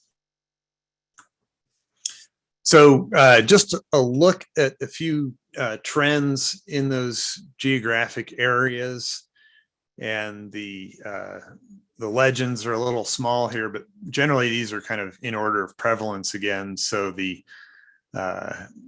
these two charts show the fraction positive and the number of positive deer. Notice the time axis varies just because of data availability limitations. We don't have population estimates before 2007, but just a word of caution on that. So the green line is growth in infection in the endemic area. The blue is the leading edge. The kind of brown color is the new areas, and the undetecteds are red down at the bottom. If you look at some of the kind of the indicators of population dynamics, what you see almost across the board is, at least since 2010 or so, deer density rising gradually after declining. And you can see part of the explanation for that, at least I think in the right panel, which is that the fraction of the post-hunt or the pre-hunt population that gets harvested is declining at a fairly significant rate. That's a downward trend of about 2% a year. So effort is declining for whatever reason. On the other hand, there's no real evidence of a difference in the trend between the endemic area and the leading edge of the new or the uninfected areas. So it's not a matter of hunters sort of fleeing the endemic area for the undetected areas, for example, which is consistent with the human dimensions research that we just saw. In terms of surveillance, there's been a lot of variation, big burst of surveillance in kind of the first 5 years after discovery of the first cases, and more recently, since 2016 or so, again, an increase. And it's also sorted roughly by prevalence, so it's highest in the endemic area and lowest in the undetected areas. And some of these numbers are fairly small. So sampling 6 deer per year in a township, for example. That means the detection level, at least in the township, is pretty high. You'd have to have a lot of prevalence before you got lucky and hit one. On the other hand, if you look at bigger geography, a county has a bunch of townships. So you may have a better shot at detecting it in a larger geography, even at a relatively low sampling level. But how those samples get allocated is an important trade-off. So our first step was sort of formalize the geography. Second thing we had to do was formalize what the packages of policies in each scenario meant. And that was pretty challenging. And certainly what we've done here is far from definitive. So I welcome feedback, and we hope to continuously improve these scenarios. But yeah, the big problem is you start with uncertainty about the model structure and parameters. A lot of the processes in the infection model are poorly known, don't know the balance of direct versus indirect infection paths. We don't know the contribution of excretions versus carcasses to environmental prion exposure and so forth. Then on top of that, some of the policies have a clear sort of causal chain between cause and effect, but the size is not known. So baiting and feeding ban is a good example of that. There's good evidence that that baiting and feeding causes congregation of deer that increases exposure, but it's not clear whether a baiting and feeding ban reduces that transmission source by 10% or 30% or some other number. And then there are some constraints in the real world that we haven't modeled. So for example, there are experiments we can perform in the model that might be hard to implement in reality. Increasing hunter harvest is the obvious case there. It's easy in the model to simply arbitrarily dial up the harvest. But in the real world, there are constraints about willingness to participate, or if it's DNR that's doing it, budgets funding the additional harvest. So the consequence table that's populated is a combination of model experiments plus some judgment about what's actually feasible to implement and how budgets are constrained across the different geographies. But the model is still, because it makes experiments a lot faster. It lets you bring data into the picture. It lets you look at a lot of different variables in a way that's internally consistent, at least. It also captures the interactions among policies. So if you do more surveillance, so you can detect positives earlier, you can start hunting or banning baiting and feeding or whatever policy you're interested in earlier. And those effects are synergistic, and the model captures that.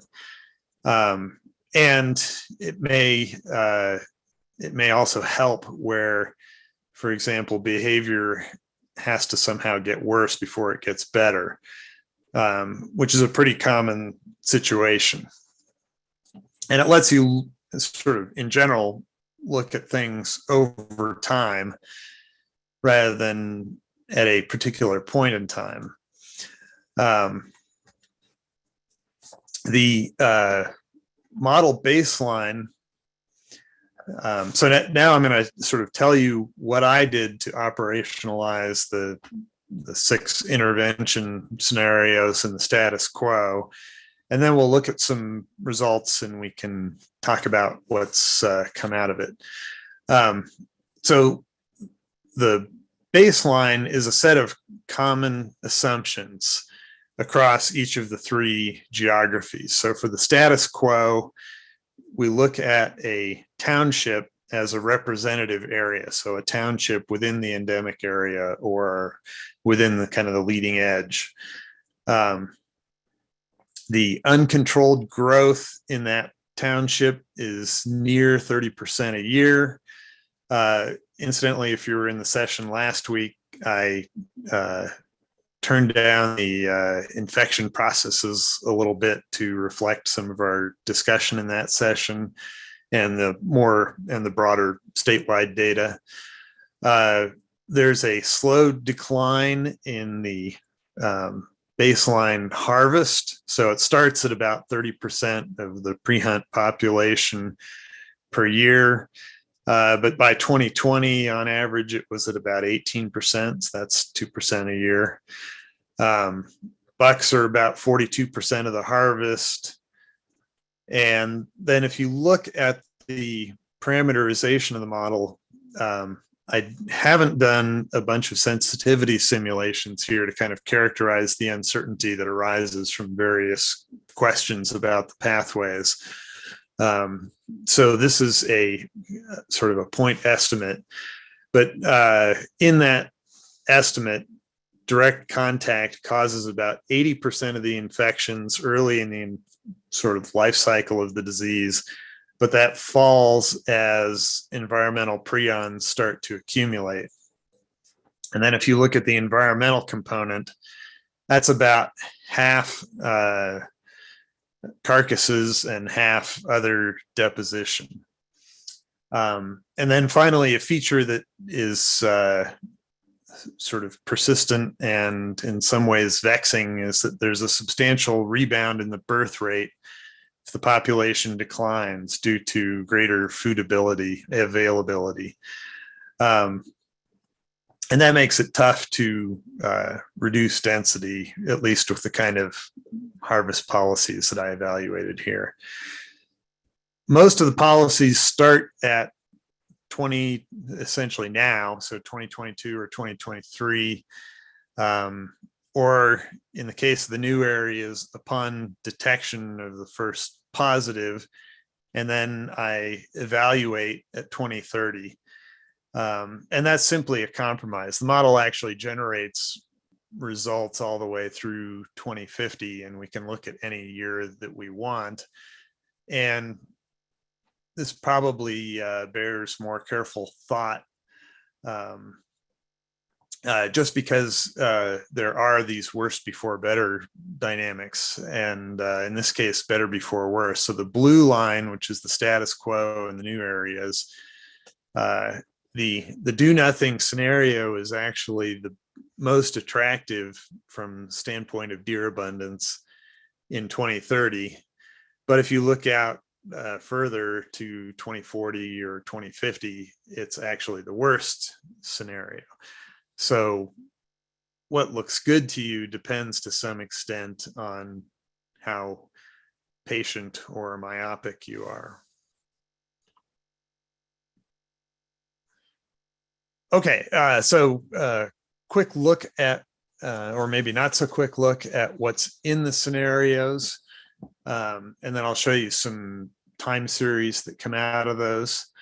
So the status quo is simply an ongoing gradual 2% a year decline in fraction of the pre-hunt population taken in the harvest, and no change in surveillance or carcass management or other kinds of behaviors.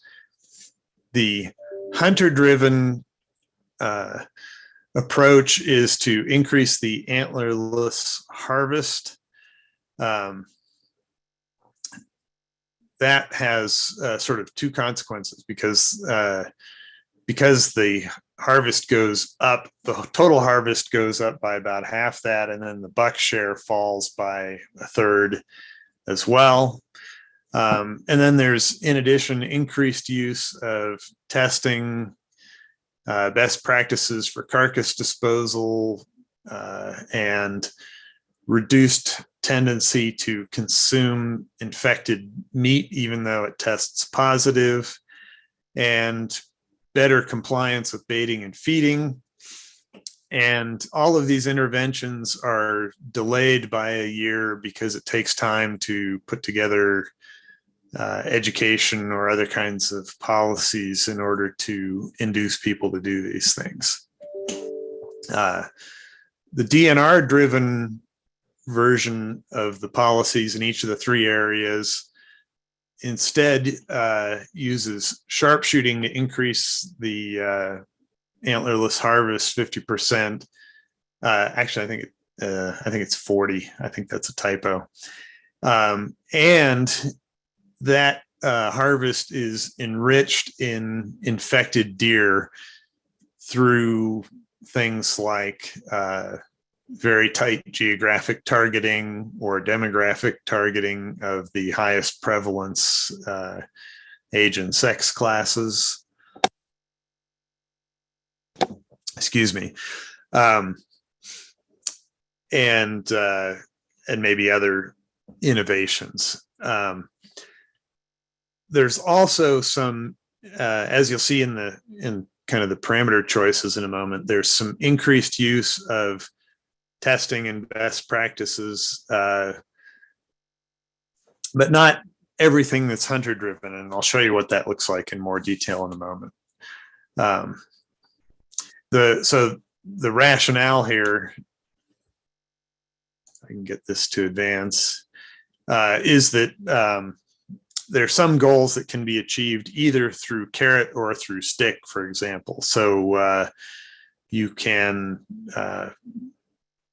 induce people to dispose of carcasses by educating them about why it's important, for example, or you can provide more dumpsters to make it easier for them, or you could increase penalties for not doing it, for example.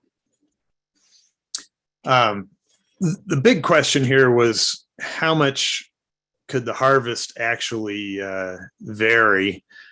And for that, essentially, I looked to history for some guidance about plausible scale of variation in the harvest.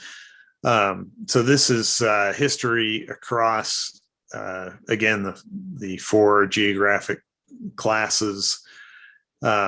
And there are some noticeable large-scale changes in the total harvest and the buck share of harvest. And I assume that the driver here is Ernebuck and things that were discontinued.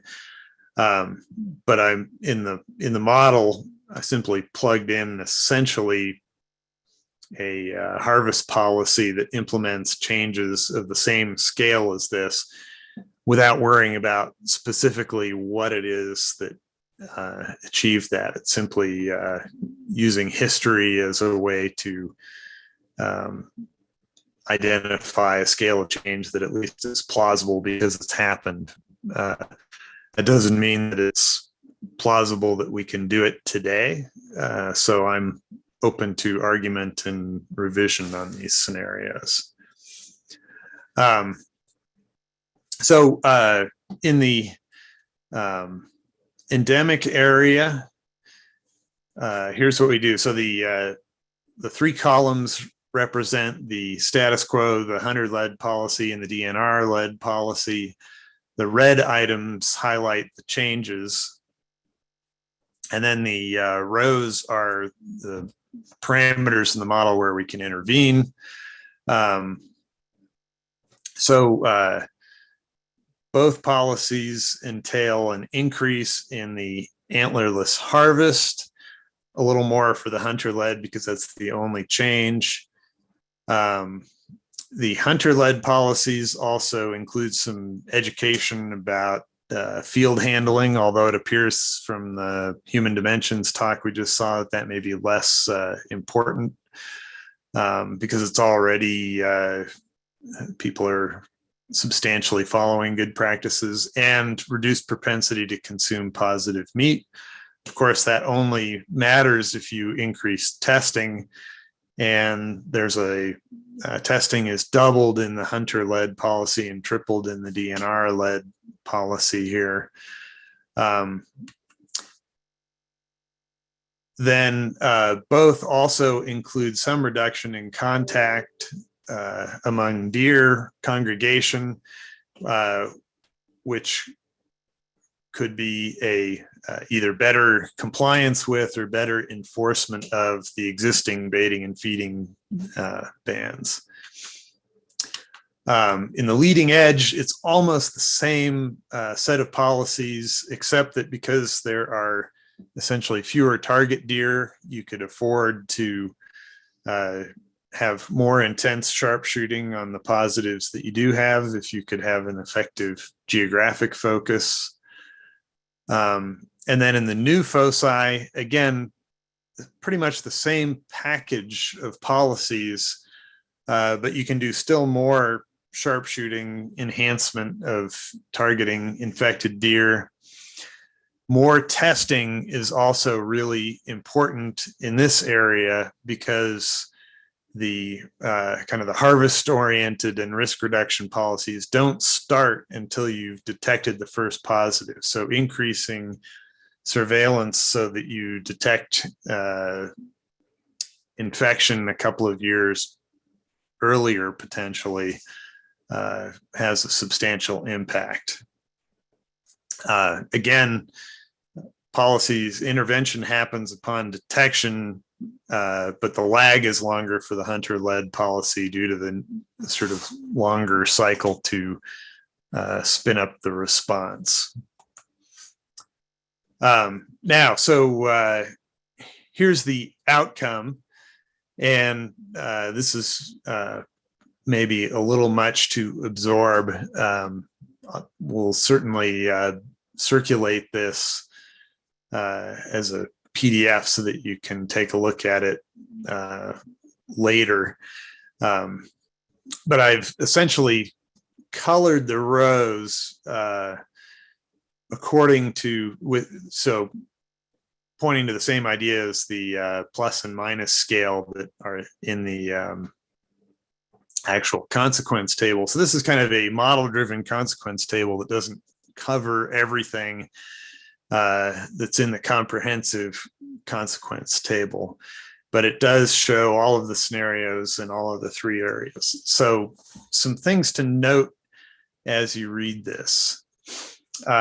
First, a couple of caveats. One is that a limitation of the model as it now exists is that we're simulating the three geographies independently of one another. So the endemic scenarios are not interacting with the leading edge scenarios at all.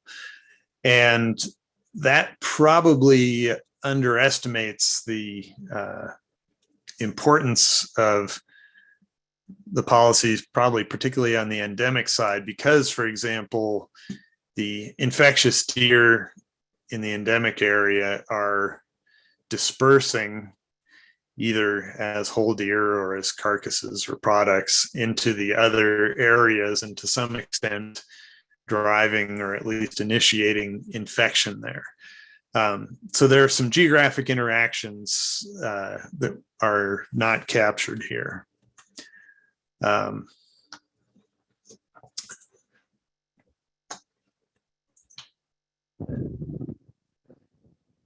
So let's just take a look at a couple of time series features that highlight a little bit of what's going on.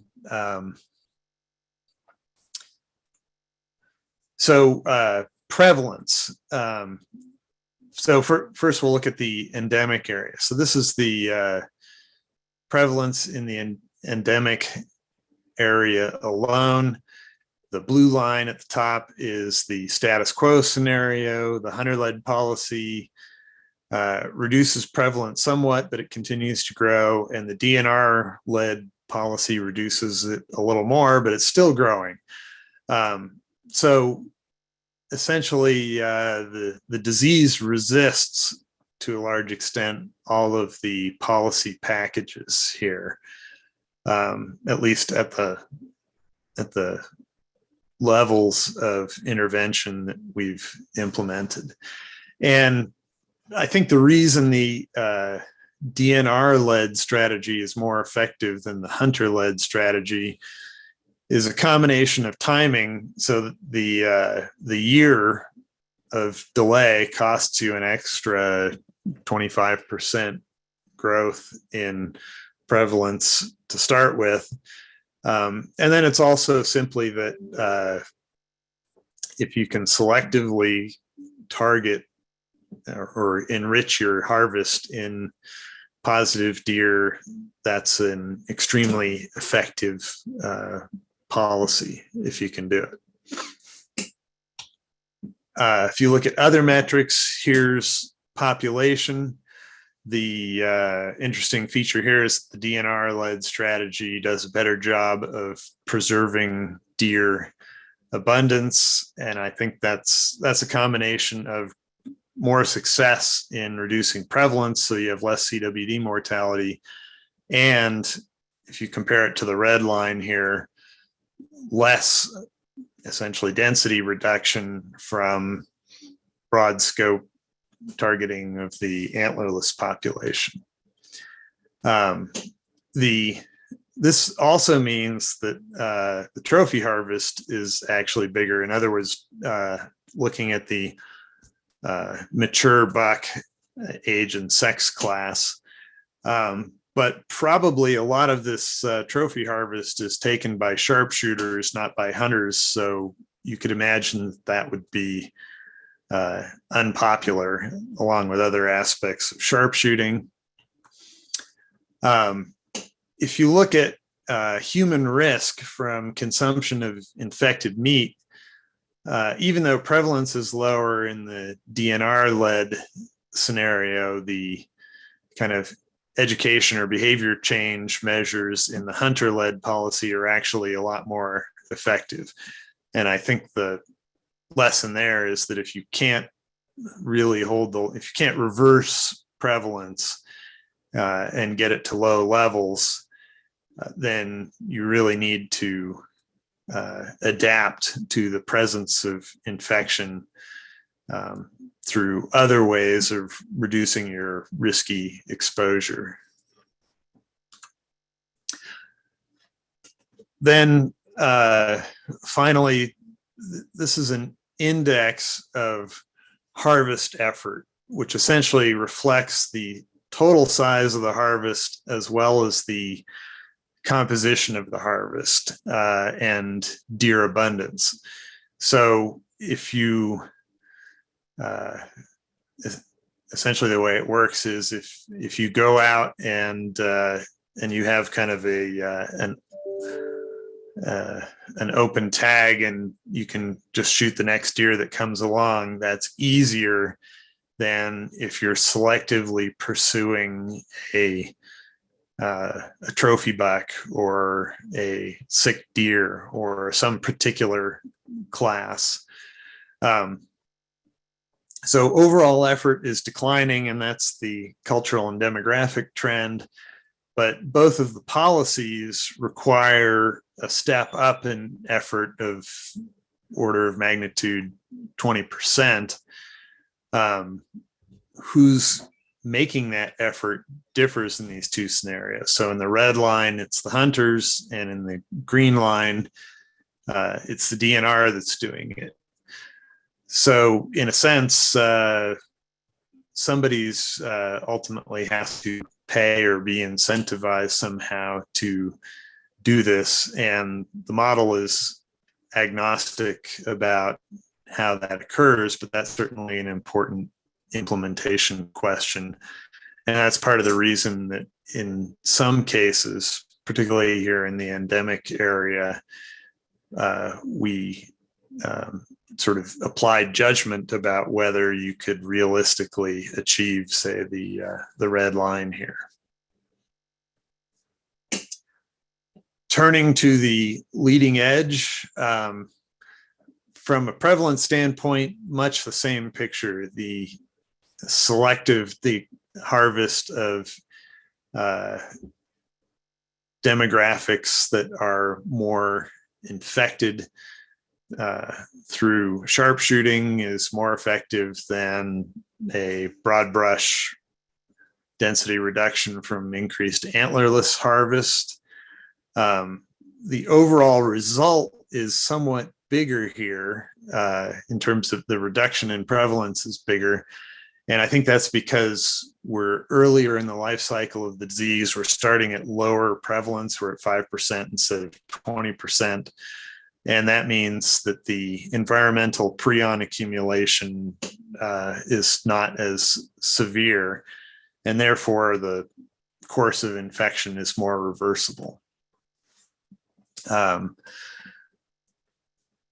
The DNR policy also does a better job of preserving both the deer population and, in this case, the healthy deer population. So that's a combination of higher population and lower prevalence. An interesting side effect of greater use of sharpshooting on the green line here is that actually if you're looking at fraction of harvest positive, it actually goes up in the DNR-led policy. It rises even beyond prevalence. And so I think the caution here is that looking at fraction of harvest positive could be misleading unless you specifically decompose the samples that you're testing, both perhaps by age and sex structure and by source of the sampling. If you look at consumption risk, in the near term, the DNR policy is actually more nearly comparable to the hunter-led policy because of sort of the greater effectiveness of prevalence reduction in general.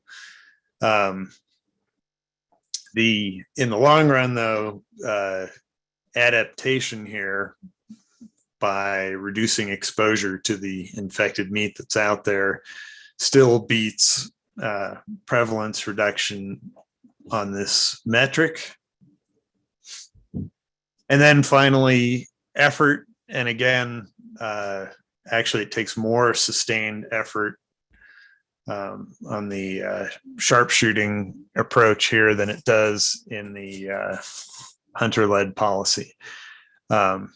So I think, again, you can ask yourself how likely is it that this effort can be achieved or sustained. Finally, turning to new foci, a key difference between these areas and the previous two is that the disease in my scenario construction here is initially undetected as of 2021, where we are now. So in the base case, until about 2028. Whereas with increased sampling in the hunter-led and DNR-led cases, it's detected about 3 or 4 years earlier, which means that you can get started on policies sooner and also get more information by increasing sampling from that point.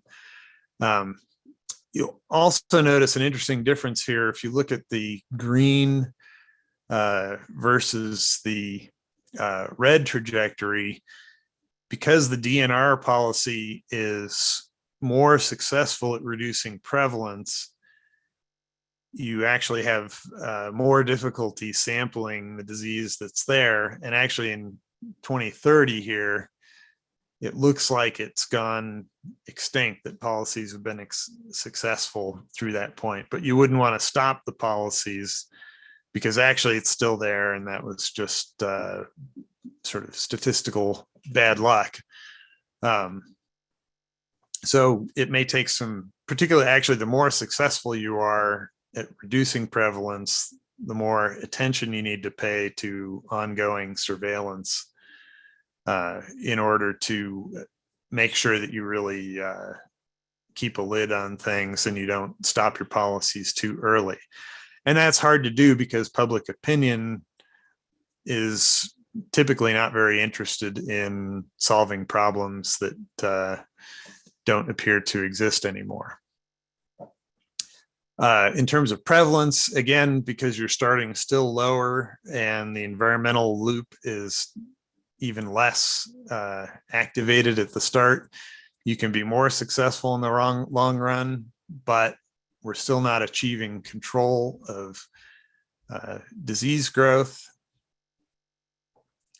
We are substantially reducing environmental prion accumulation, but again, the problem is becoming more and more difficult to reverse as we get further down the road, and it still grows, albeit at a slower rate.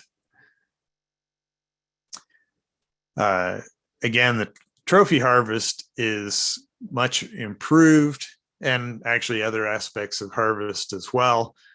A slice of that, again, will be sharpshooting, but a big part of that is preservation of essentially the older age cohorts by keeping them healthier. So this is probably a mixed bag from a hunter's perspective. The presence of sharpshooting in the green scenario is unattractive, but on the other hand, the greater presence of healthy deer is a big plus. And then finally, from a risky consumption basis, it depends a little bit on when you evaluate.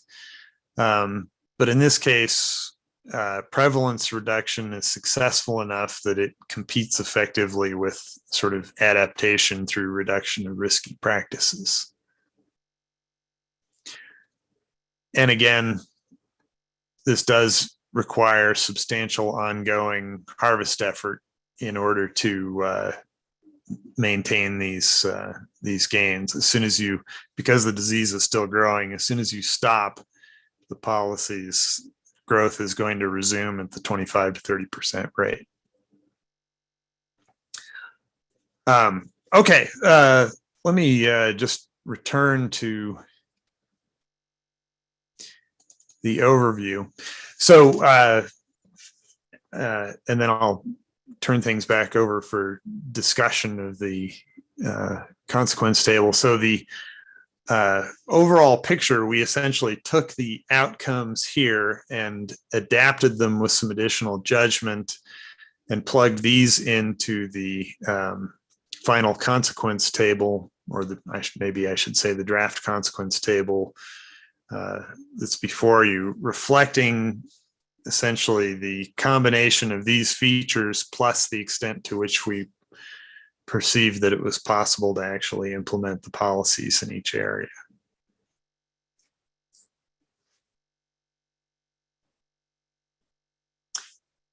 Okay, I think back to you. Do you want to see if there are any questions first? Oh, good point. Yeah, we can do that. And then depending on how much time there is, either we can move forward with the draft consequences table, or we can take a lunch and then come back to it.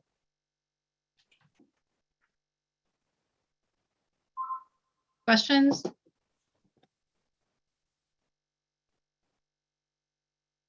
I mean, that was super interesting stuff. I'm sure there's a lot to digest, but I imagine some people have some takeaways or some thoughts about what Tom just presented. Yeah, I realize there's an enormous amount to digest in that. Actually, I should, since we have a minute, I'll put that back on the screen. But huge thanks, Tom. I know this was a ton of effort, and we're so grateful. This is such valuable information for decision making.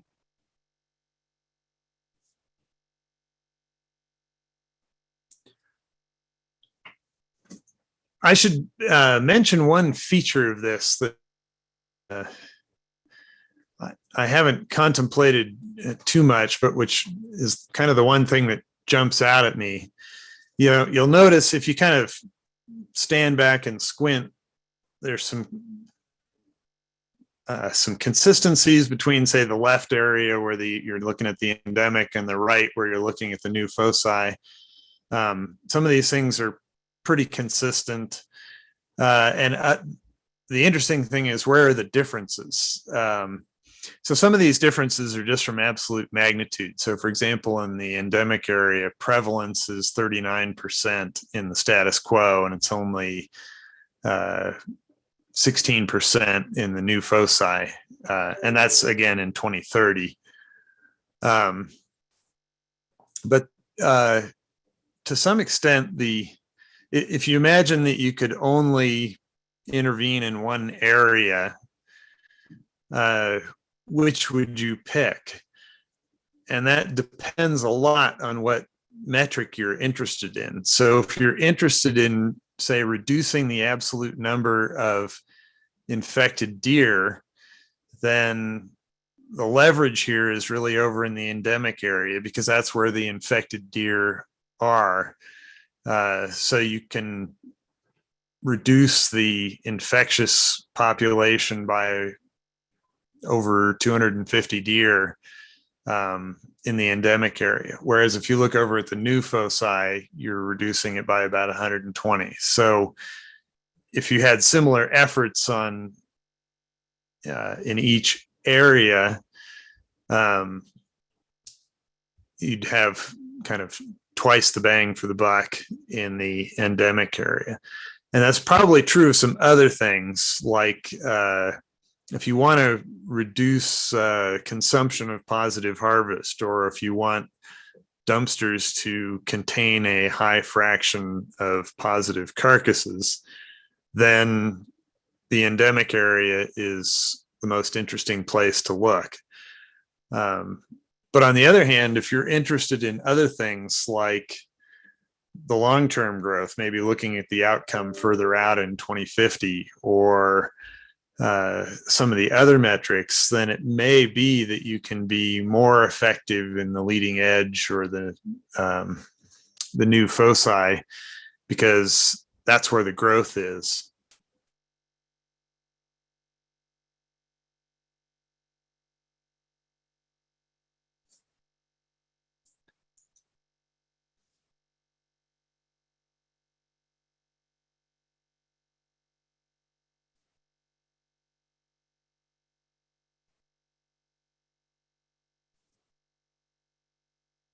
Any other questions, thoughts?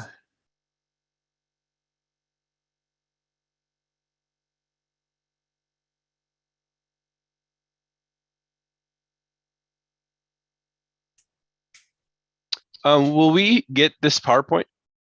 Be nice to be able to pour through it a little bit. Yeah, I'll pass it on for circulation. Awesome, thank you. Yeah, Very I know interesting there's stuff. kind of an overwhelming amount of information here. Mm-hmm. Yeah, Great, it's thank you. something that I can package in PDF format in the next committee email. Do you have anything at this point documented in terms of some of the parameters and equations that you've used and the sources of them for the model? I know you've talked about the uncertainty associated with many of them. And I mean, I can't help but wonder how much that might influence some of the results. Absolutely. So part of the goal is to redo this with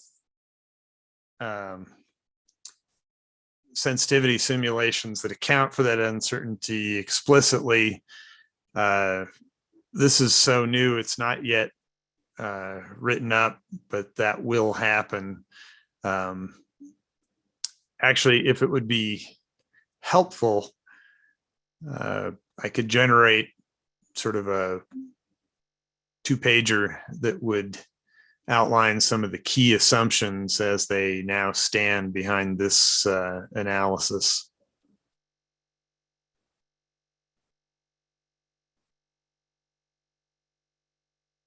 Well, it'd certainly be helpful to me. I'm not sure how many other people it'd be helpful to, but I guess Sure. my overall impression is that I'm discouraged because none of these scenarios get us to the place where the disease is not significant or potentially not impacting our deer herds. So, and it's hard for me to see that we're going to have a sustained effort, a sustained increased effort, particularly, let's say, a DNR-led effort for decades into the future. Mike, Right.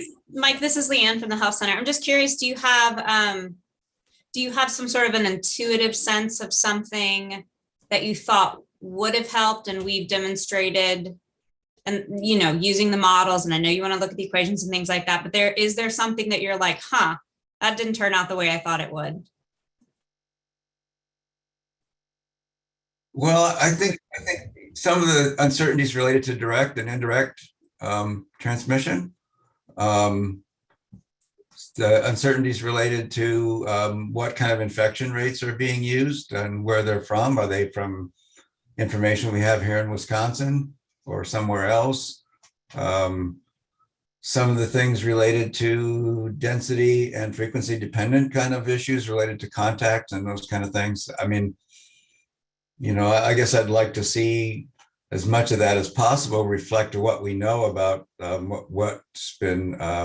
what's happened here in the state. Yeah, no, Sure. I totally understand that. I think that for me, I look at this and I'm disappointed there's not like an obvious sort of like, oh, well, if we just do this combined with this, then it fixes all of our problems. But I don't find that surprising in any way. So I just wondered if I had sort of a different view coming in than you. So that helps. Thanks. There are a couple things that are probably pessimistic about this scenario that are kind of in the category of the things you just mentioned. So as it is, things are only very lightly density dependent. It's almost entirely frequency dependent, and that's tough because you don't get as much benefit, particularly from things like antlerless harvest that reduces density. There's also a fairly strong kind of birth rate rebound, which also makes it hard to reduce density, and the environmental prion lifetime and just the overall strength of kind of the environmental prion feedback is fairly strong. So those things together make this maybe a tough scenario. So there are certainly other ways of parameterizing the model that would be consistent with the data that would be kind of easier to control. But I think the problem does remain pretty tough just because you can't weaken the direct and the indirect feedback loops together. If one's weaker, the other has to be stronger in order to maintain kind of the observed 25 to 35% growth rate. So that's a challenge, but I guess all is not lost. In kind of my part two, I did construct a winning scenario that works. It just takes big interventions. Yeah, I think that's a good point, Tom, is just to remind everybody that this is still the DNR scope alternatives. And yeah, part 2, Tom will introduce some additional scenarios that we can't, we're not promising they're feasible or doable, but some potential leverages or leverage points to produce better outcomes than what we're saying here. Could you clarify this percent increase that you're using? That's a something you just derived as from the positive rates or prevalence rates, because I mean, what I sort of expect, and I think what the data certainly would suggest, is that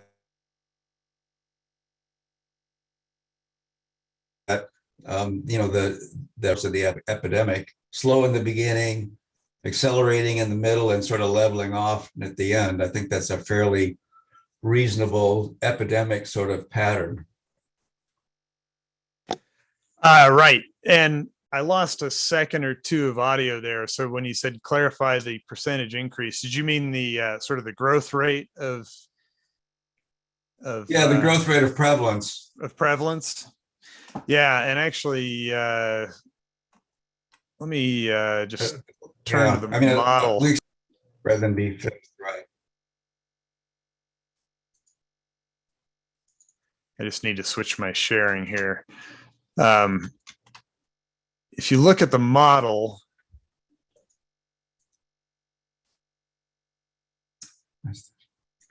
here's prevalence. So this is the endemic scenario, but it's kind of generic. So exponential growth early on kind of tails off to linear growth as you get to this inflection point where you're at maybe 20-25% prevalence, and then prevalence saturates at about somewhere around 50%. And that's because essentially infection is killing off your older age cohorts, but you have continued replenishment with young, uninfected, or at least asymptomatic deer. So that's prevalence. And then if you look at the growth rate over that time,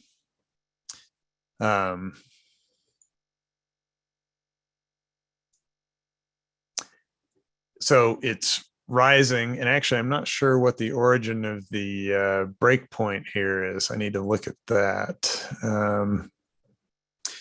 But basically this is hitting a kind of a sustained natural growth rate of about 30%. But as you start to hit the saturation level where you're running out of susceptible deer and there's dilution with fresh new uninfecteds, then the growth rate drops off over time.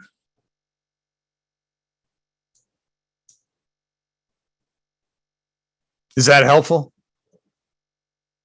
Yes, that is very helpful. One thought, I'm sorry, I don't want to take up a lot of people's time with a bunch of technical questions, but one thought I had about sort of, it's sort of along the lines of the metrics and the fact that you don't have a spatial component yet. It would be really helpful to see in the outcomes either how many infected yearlings, particularly yearling bucks, because those are the big dispersers, might be produced under those scenarios. That might give us an idea of what potential spread could be. Right. So we have the data. Let me just load up the endemic scenarios here.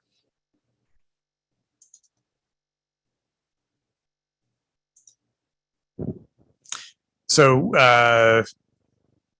and I need to get rid of one. So here's the chart, and oh, sorry, one more change to make the colors consistent with what we've seen before. so here are the infected yearling bucks growing in all three scenarios, essentially. And I think actually the thing that's driving this growth late in the game, you see this sort of S-shaped growth, and then it transitions to a more linear increase. I think this late dynamic is the environmental prion loop really becoming more and more dominant, because the lifetime of prions in the environment is longer than the lifetime of deer in this run. I think the half-life is 6 years. So one possibility is that if you could cut that off by either reducing exposure to those prions or reducing deposition through a more comprehensive carcass disposal policy, that might have a substantial benefit here.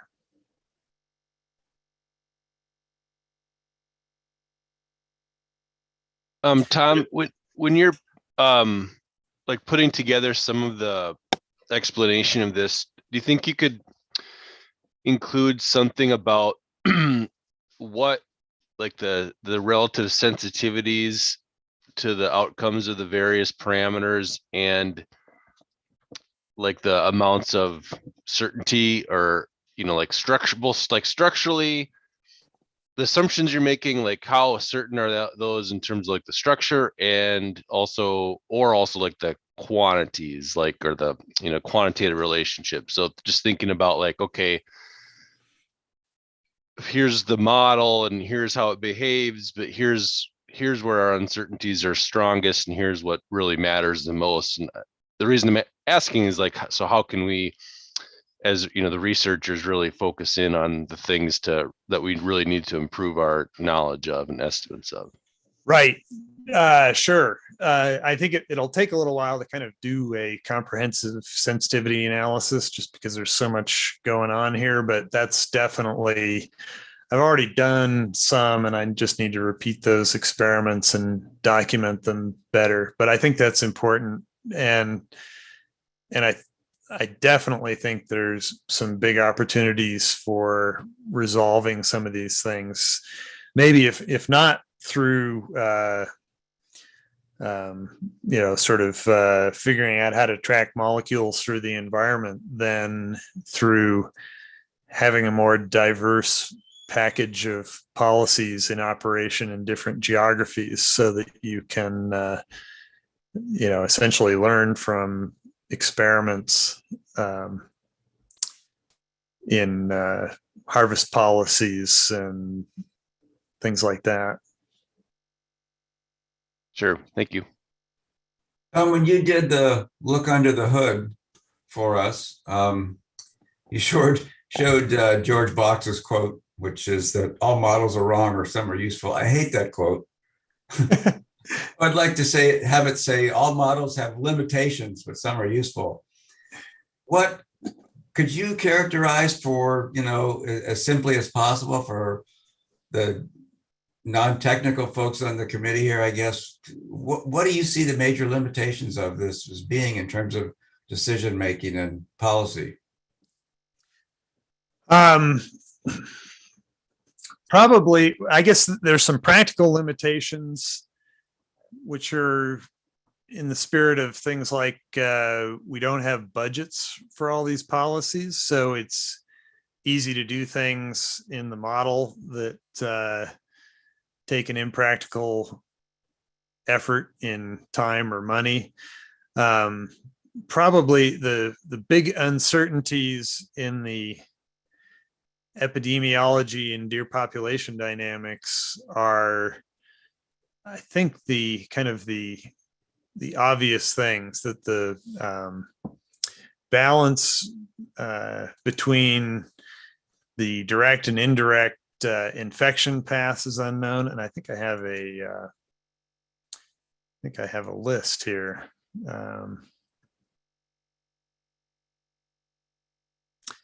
It may have been in the underhood session.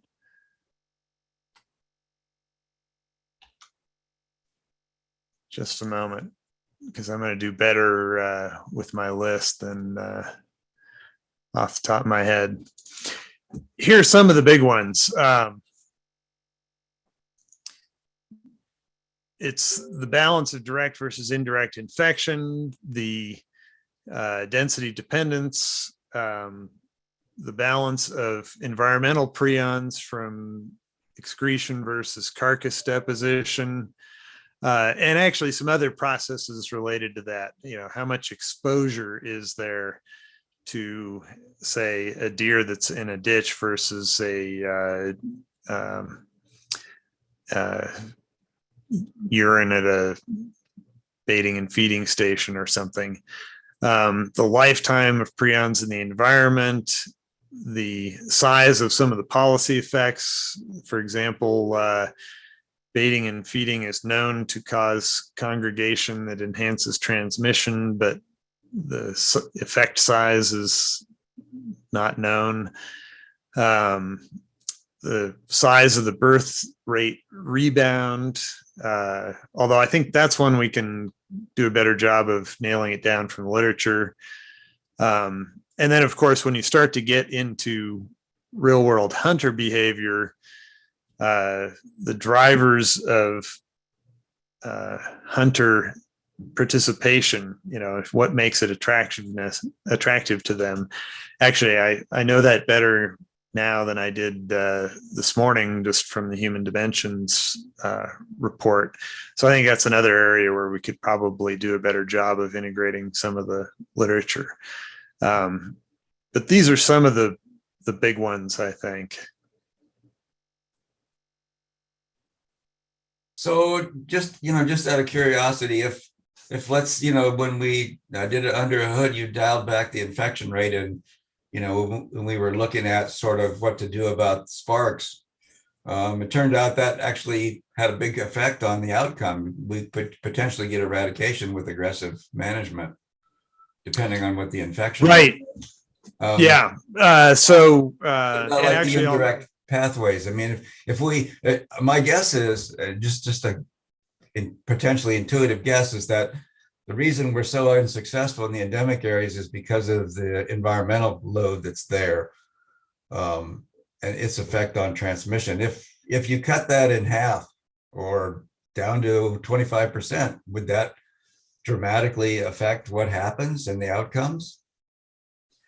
It does make a big difference, and actually, I'll show an example of that in the part 2, at least combined with some other things. But yeah, that made me wonder if there are novel policies around, not just going beyond baiting and feeding bans, essentially, but trying to figure out other ways of reducing congregation, agricultural attractants, and or some other kind of habitat modification or something.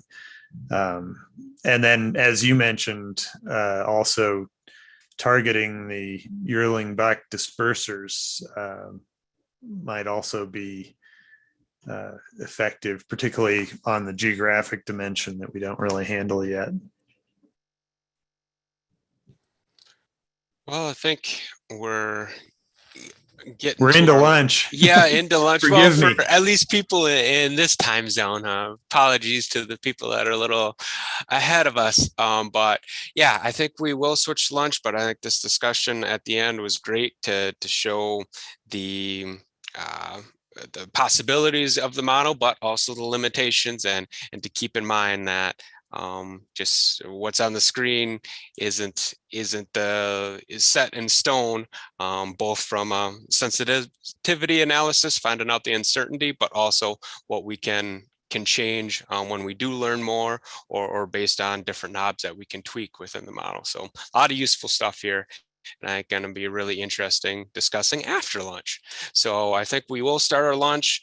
We'll push it for a full 30 minutes. So if folks want to get back here at 12:10, we'll still have a 30-minute lunch, and we'll see you all back at that point and get into our afternoon session.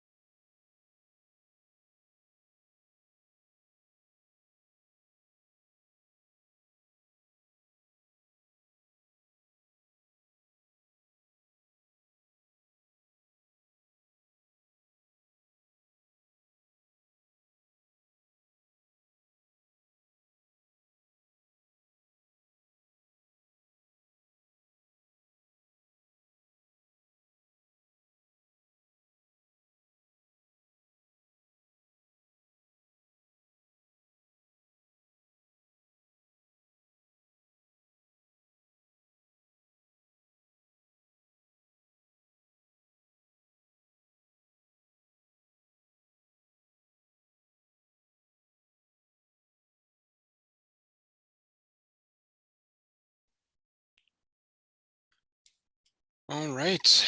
I hope everyone had a good lunch and people are finding their way back to their seats. Because I guess with that, we can start the afternoon session, which we will be diving into the consequences table that we've been talking about throughout, and basically how it's filled out, and then reactions to that and discussion most part of the afternoon. So with that, I'll let you start it off, Jen. All right, great. Thank you, Kurt. Welcome back, everybody.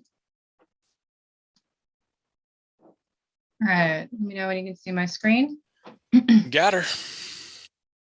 All right, so following on Tom's footsteps, we're going to go through the consequences table based on the objectives and metrics from the committee.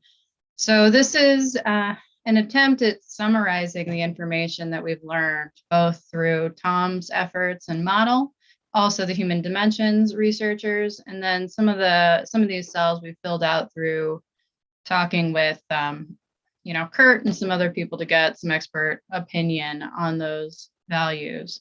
The current table doesn't indicate where the uncertainties are greatest. I have some notes on that, and that's something we intend to improve upon in the next version of this table, is to really identify which cells are the most uncertain. And so maybe that can highlight, where Dan Storm was saying earlier, places where research might improve our ability to inform decision-making, etc. So let me hop right in. Okay, so I've shared my screen. I'm trying to make this as viewable as possible. It's a big table, so if I tried to zoom out, we wouldn't be able to read any of the text. So I'll start out here, zoomed in. We will be distributing this to everybody as well, so you can have some time to break it down and consider it outside of the meeting as well, because we do know that we're throwing a lot at you. Like we said, this is the culmination of a ton of work from the committee and also from everybody, Tom, myself, Kurt, and Christine, and human dimensions folks outside of the official committee meetings. All right, so digging right in, here we have our 8 strategies or alternative management plans that Christine walked us through earlier and Tom also used. So we have do nothing, status quo. This would be implementing the same actions and strategies that the DNR is currently implementing. Endemic area focus with hunter-driven response, endemic area focus with DNR-driven response, or basically not relying on voluntary participation of hunters in response efforts. And then we have leading edge focus with hunter-driven response, leading edge focus with DNR-driven response, focus on the new foci with hunter-driven response, and focus on the new foci with DNR-driven response. All right, so again, we're using the scale where 0 is the predicted outcome in 3 years or more under the status quo, and any negative indicates 1 negative sign is a little worse than the status quo, and a double negative is significantly worse than what we expect under the status quo. So for example, for that one, we have prevalence or infection rates we expect would get much worse, or at least worse, under the do nothing scenario relative to status quo. And then positives are the reverse of that. 1 positive or 1 plus sign is better than the status quo outcome, and double positive is we would expect it to be the outcome for that metric to be significantly positive or significantly greater than the status quo outcome. All right, and starting with our sub-objective of minimizing or reducing prevalence and infection rates, we have the status quo of 0, and we'd expect something similar under the endemic area focused with hunter-driven response. So for all of these cells, we've talked to the human dimensions experts, including Megan and Lauren, who you heard from earlier today, and have taken or have used their research to support this to basically tell us that hunters are unlikely to do very much more than they are right now, at least given the current strategies that have been discussed. So it doesn't mean there couldn't be something else that could be implemented, but right now we're going with our best understanding of the system and leveraging that human dimensions science to fill out this consequences table. So we wouldn't expect under endemic area focus for significant improvements on prevalence. We expect it to be about similar. If there was a DNR driven response, a slight improvement or a decrease in prevalence rates.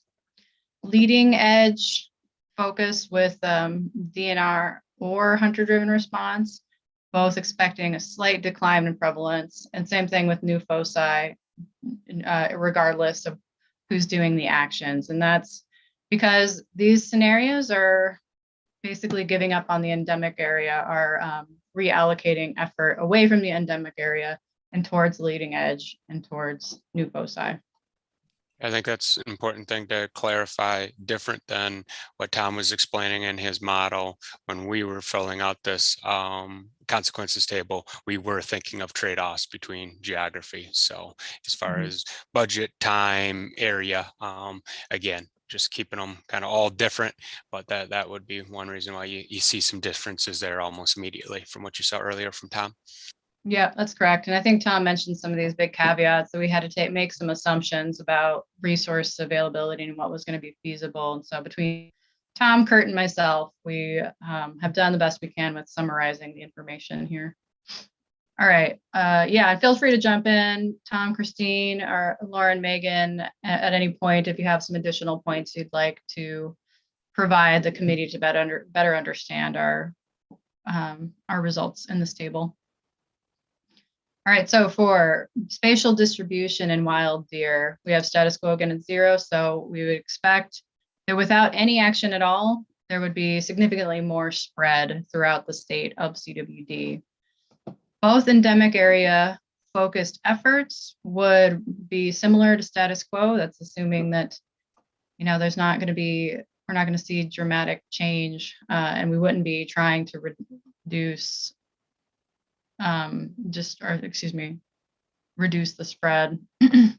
So leading edge focus, all the leading edge and the new foci would be improvements as far as reducing the spread of CWD, with the greatest improvement being new foci with DNR driven response with this double positive here.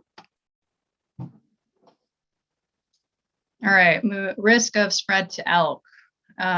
This one was a little bit challenging to fill out, but we basically made the assumption that reducing the spread of CWD into new areas is going to achieve the most appreciable improvement relative to status quo. So we have a slightly negative outcome relative to status quo from our endemic area alternatives, something similar to status quo with leading edge with hunter-driven response. And then an improvement in our ability to reduce the risk of CWD transmission to elk under leading edge focus with the DNR driven response, and both both alternatives focusing on new foci. So again, that really targeted effort. Prions in the environment. This is definitely one where we have a lot of uncertainty, and I think Tom did a great job highlighting some of those sources of uncertainty during his talk. Status quo, again, here we have endemic area, both alternative endemic area focuses being similar in their outcomes relative to the prions in the environment. A difficult thing about this one was also it may be a place where we want to have a discussion about the metrics, because the metric here is the annual number of carcasses collected in the dumpster program, which we know ultimately the effectiveness of these various alternatives is going to not just depend on the number of carcasses, but which carcasses are collected in dumpsters and the distribution of those dumpsters. Are they in the areas where they're needed the most? So again, we did make some assumptions here, and I think we may want to circle back and have a conversation about this metric. And that was indicated in the pre-work as well, that there's some uncertainty whether this is the appropriate metric for minimizing prions or reducing prions in the environment. Okay, so the only real improvement that we see under our alternatives here are if we implemented activities in the leading edge. So leading edge focused alternatives we did expect a slight improvement relative to the status quo.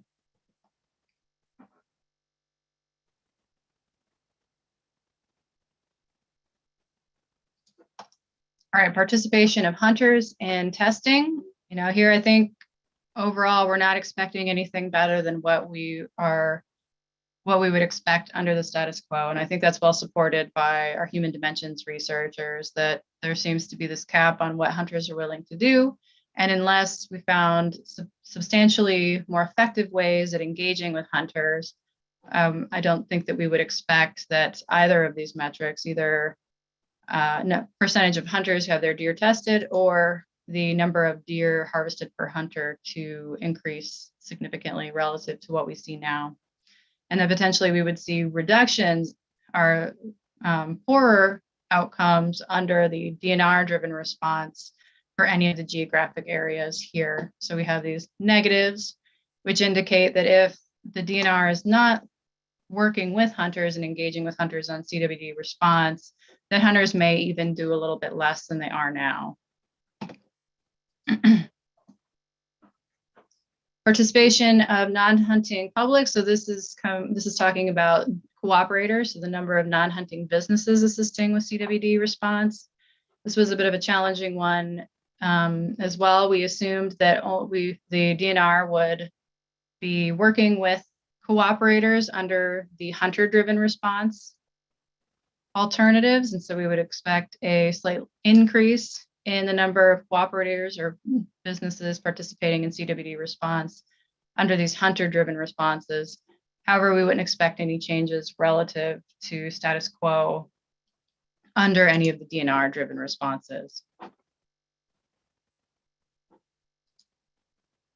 Participation of tribes in testing, so the objective of increasing participation of tribes. And this one was that there was a lot of uncertainty here. We ended up putting status quo for all alternatives. However, this is something that's, with that uncertainty, we don't really know what would happen. It's also possible that the tribes might increase their efforts for testing if the DNR quit, for example, or did not continue testing their deer. But a lot of uncertainty. And also, various tribes may respond differently as well, depending on what the DNR does, of course. Maximizing public support for the DNR CWD response program. And the metric for this one was the percent of Wisconsin residents who agree with the DNR's response to CWD. And so relative to status quo, it's a mixed bag again, where we're seeing some improvements potentially with the leading edge focus with hunter-driven response, or the focus of new, and also under the alternative plan of focusing on new CWD positive foci with hunter-driven response. But under the other scenarios, either in the endemic area or either geographic area with DNR-driven response, we would expect to see a decline, given the unpopularity of sharpshooting, for example.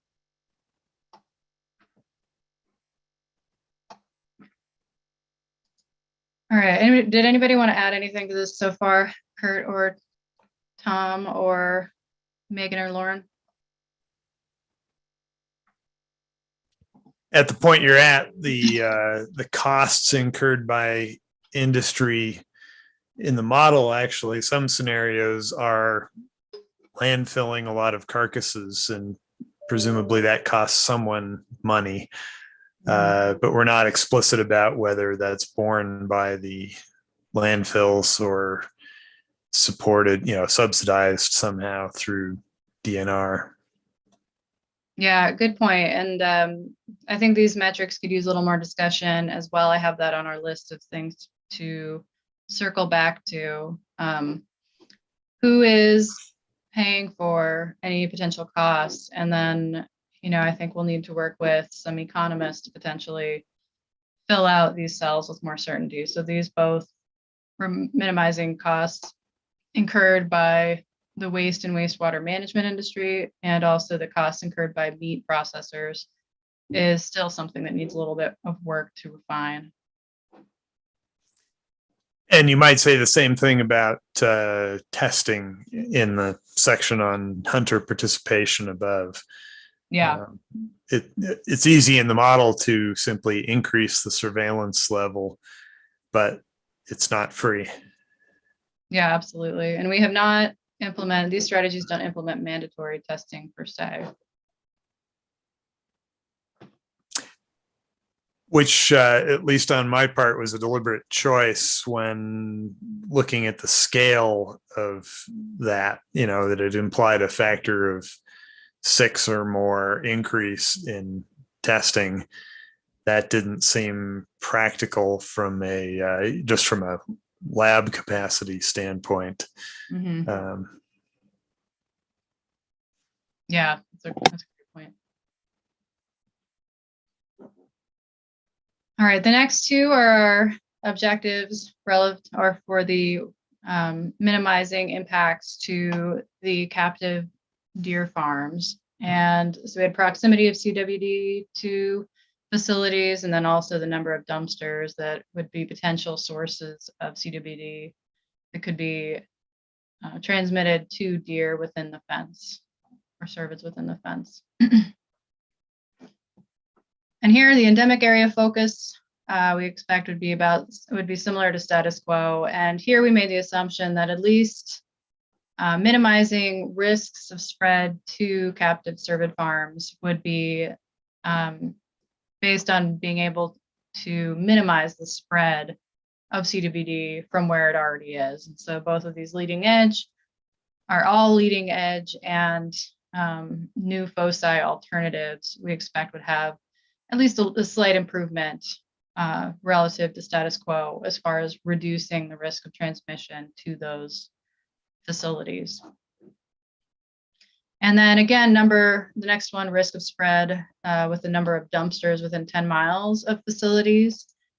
This one is another metric that was a little bit challenging to use because again, this is really the spatial distribution of dumpsters, for example, seems like a really important component in evaluating the outcomes of these alternatives on this metric. And so it didn't quite, I think we'll also need to circle back and have a conversation on this metric and if it's appropriate. Minimizing risk to human health. And so that's the number of people consuming venison that also receives a positive test.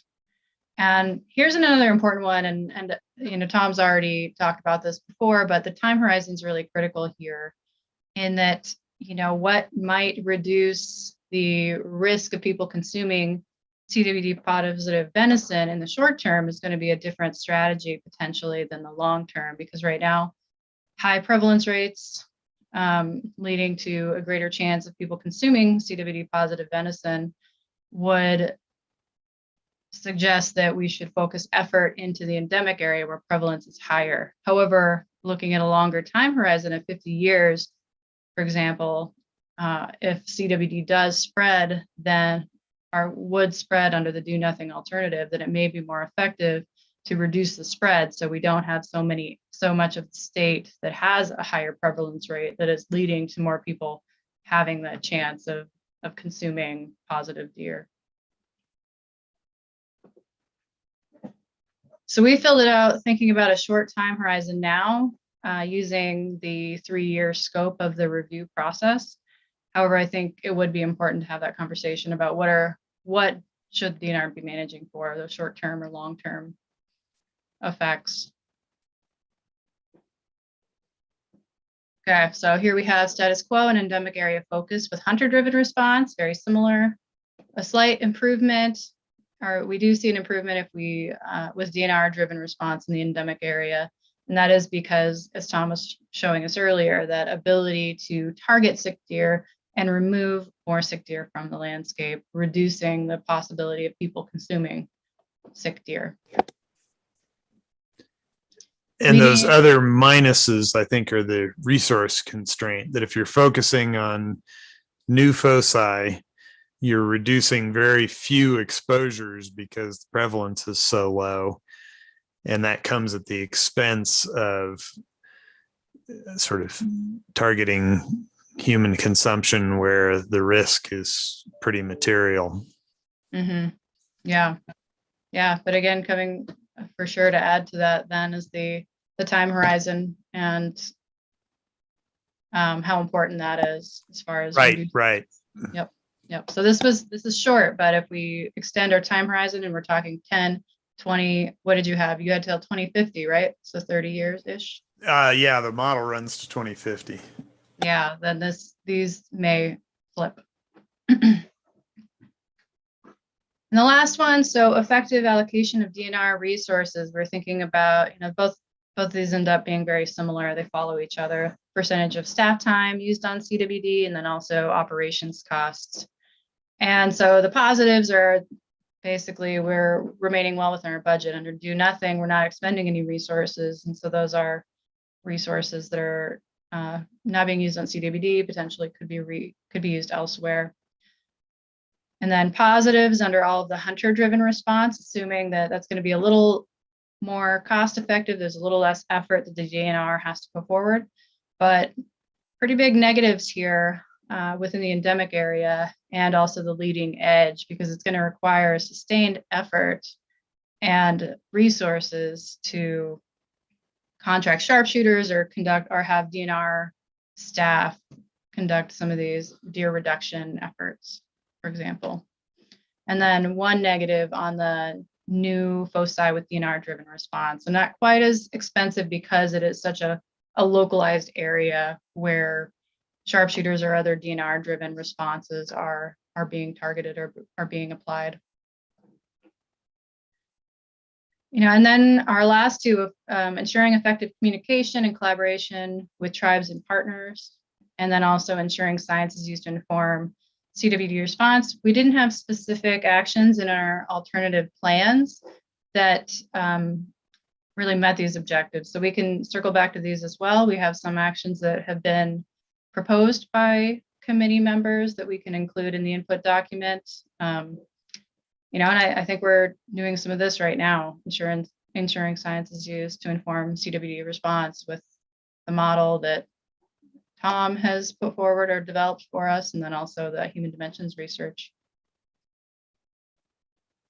So I know this is a lot to chew on, and I'll send this around along with Tom's consequences table or Tom's table as well, to give people some time to really look through it and think it over. But with that, I'll open it up. If somebody wants to add something to that, who helped with the filling out of this table, then go for it.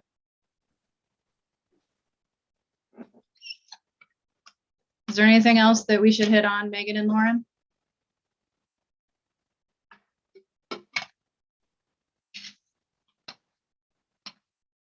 Sorry, I was unmuting myself. No, I think that covers a lot of it. So.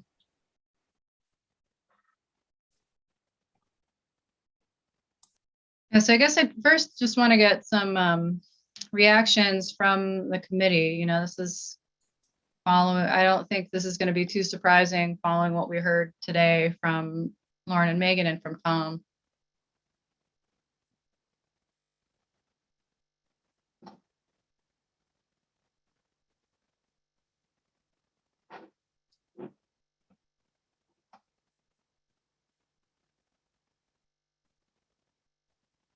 Jen, this is Tammy. And I'm wondering if you show the consequence table in its entirety, is the approach then, are we looking for shades of green, a combination of shades of green, ultimately, to inform what actions would give us the most impact, in responding? Is that kind of how this should be ultimately utilized? Yeah, that's a good question. And so the yellow shades of yellow, like darker yellows, mean it's performing worse than status quo. And the greens are performing better than status quo. So under status quo, we have all white boxes. And then the perfect alternative would be the one that had green, or at least green or white for each of the cells. So within each column would have would have green cells. And I think an important thing to take away here that, maybe not be surprising, is that there are no perfect solutions. I mean, there are going to be trade-offs in each case, and it's going to be which trade-offs are, how do we select or develop an alternative plan that best achieves the objectives, acknowledging that we're going to have some give and take here. And so, for example, a lot of what we see is this, given the resources, given what would be feasible, it's going to be very difficult to have to see appreciable improvements relative to status quo, for both in the endemic area and for the leading edge and new foci response or metrics. So it's very difficult to reduce the prevalence in the endemic area and also reduce the spread appreciably given current constraints. And even with giving up on the endemic area, for example, that does have important impacts, for example, on human health, like we talked about earlier, that the endemic area with higher prevalence is where there's greater risk of people consuming CWD positive venison.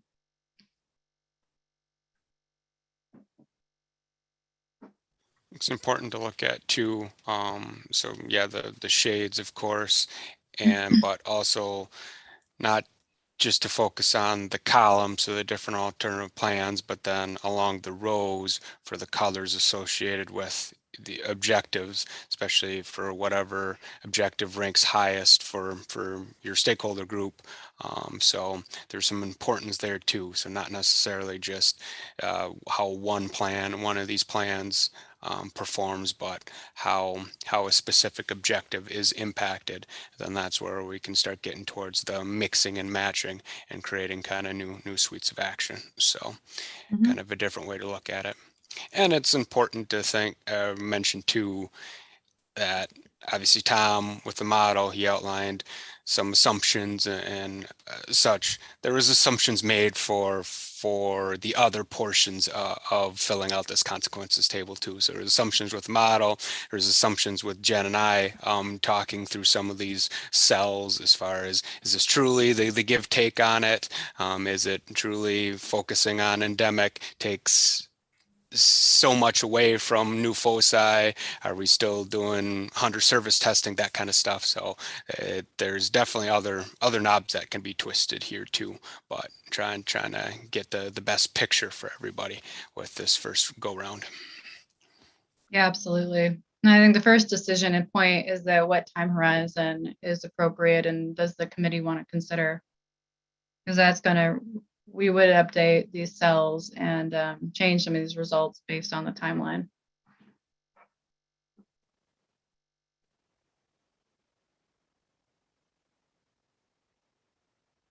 And then, of course, there's kind of the overarching assumption that of the restriction to more or less currently feasible policies. So another piece of the takeaway may be that there is no satisfying answer within the box that we're currently in, and therefore some creativity to either change the color of some of these cells or to sort of get some new columns may be needed. Mm-hmm. Yeah, and so that's going to be important output for this committee meeting today is, are there additional columns that we should look at, maybe combining some of the actions within these other alternative plans, also using some of what we've learned today, even through human dimensions research, that, hey, maybe some education about CWD and consuming venison may improve people's ability or willingness to test their deer, for example. So I think there are still some places we can get creative here. And we can develop a few more alternatives that would perform better than any of these 8 that we've shown so far. And then the next step will be, building in this consequences table. Tom's going to talk about additional scenarios that maybe aren't feasible now, but if we found a way to better tackle or better affect some of the parameters in our model, that maybe they would be achievable in the future. Hi, Jennifer. I had a question for Tom. Tom, this scenario goes out to 2050 or a 50-year time frame for the next 30 years. Do these same ideals pan out for what the committee's charges for the next 5 years of review? Because in 5 years, we'll be reviewing again what works, what doesn't work. And I think the most important thing is getting hunter and non-consumable buy-in to make a lot of these things work on the landscape. Just asking your thoughts. I mean, I think that's a good point. Probably there is a I'm not sure what the right analogy is, but there is a pathway of sort of doing the best thing for the next 5 years over and over for the next 30 years. And I think that doesn't necessarily get you to the place you want to be. So, for example, it would probably lead you to de-emphasize the new foci and focus on the endemic area because that's where the positive deer are, and at least in sort of absolute numbers, the biggest bang for your effort is there. So maybe what that says is that part of the hunter buy-in process is to sort of share that long-term vision and think about, okay, what do we want the Wisconsin deer population health to look like in 30 years? Is it is it sort of the endemic area gets bigger and bigger at the leading edges and we have more and more new foci, or is the endpoint a healthier deer population than we have today, and then work backwards from that? Maybe another piece of that is to kind of work with other hypotheticals, like, okay, what if this does jump the species barrier? How does that change our priorities? How would we have to adapt to that situation? And then use that as kind of the motivator to, well, maybe we don't want to go there. In which case we need to take some other measures today that seem sort of extreme on a 5-year horizon, but would be beneficial in the long run.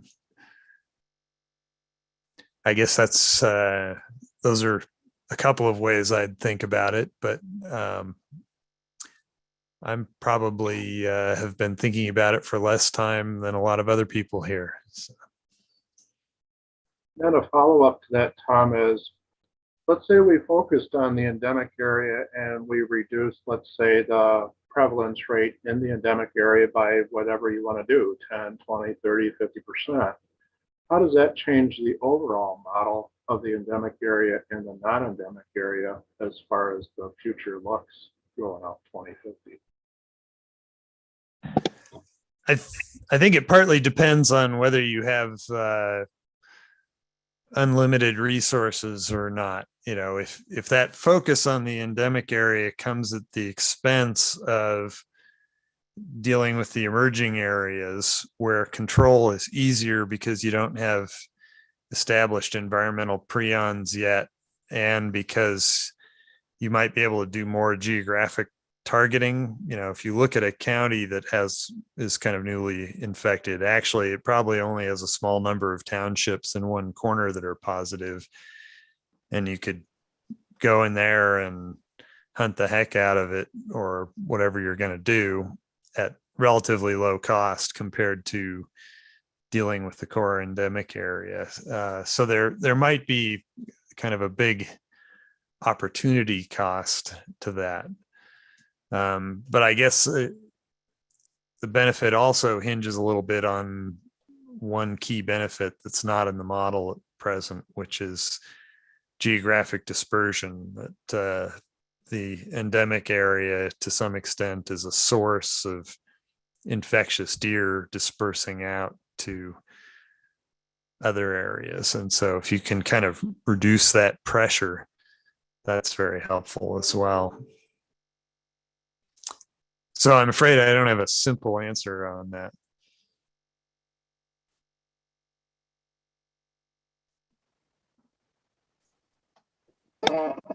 This is Travis. I have a, well, kind of a question, but I guess more, just maybe more looking for clarification. For this row 6, where you have the number of hunters who have their deer tested. And you're looking at, areas where there are new foci. Is that showing that there would be a decrease in the number of hunters who have their deer tested with DNR driven?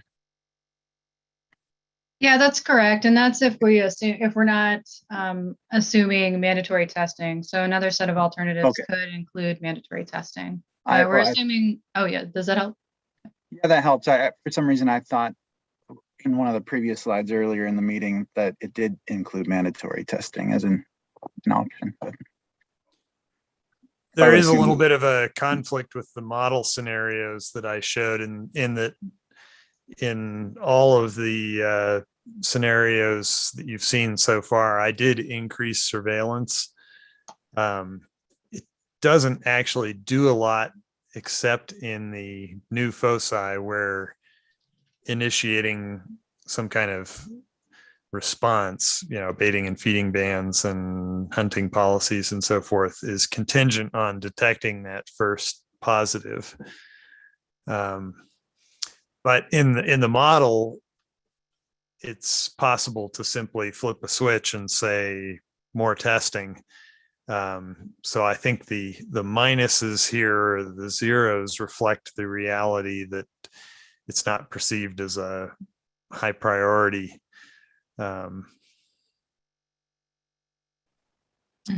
And so this is more driven by the kind of the human dimensions than by the model, because this is an input to the model rather than an output of the model. Yeah, that's correct. And so I think that if we did add, for example, we just took this new foci with DNR driven response and that included mandatory testing, that it would flip it in a positive direction or potentially significantly increase too. If it is mandatory. Maybe you're going to talk about some other I'm sorry, you just broke scenarios up here next sections. Yeah, perhaps Tom's going to talk about some alternative columns here next, but there's been at least a couple of actions proposed that I couldn't tell were in any of these plans. One is intensive removal of adult bucks. And another was significant incentives for hunters to remove more positive.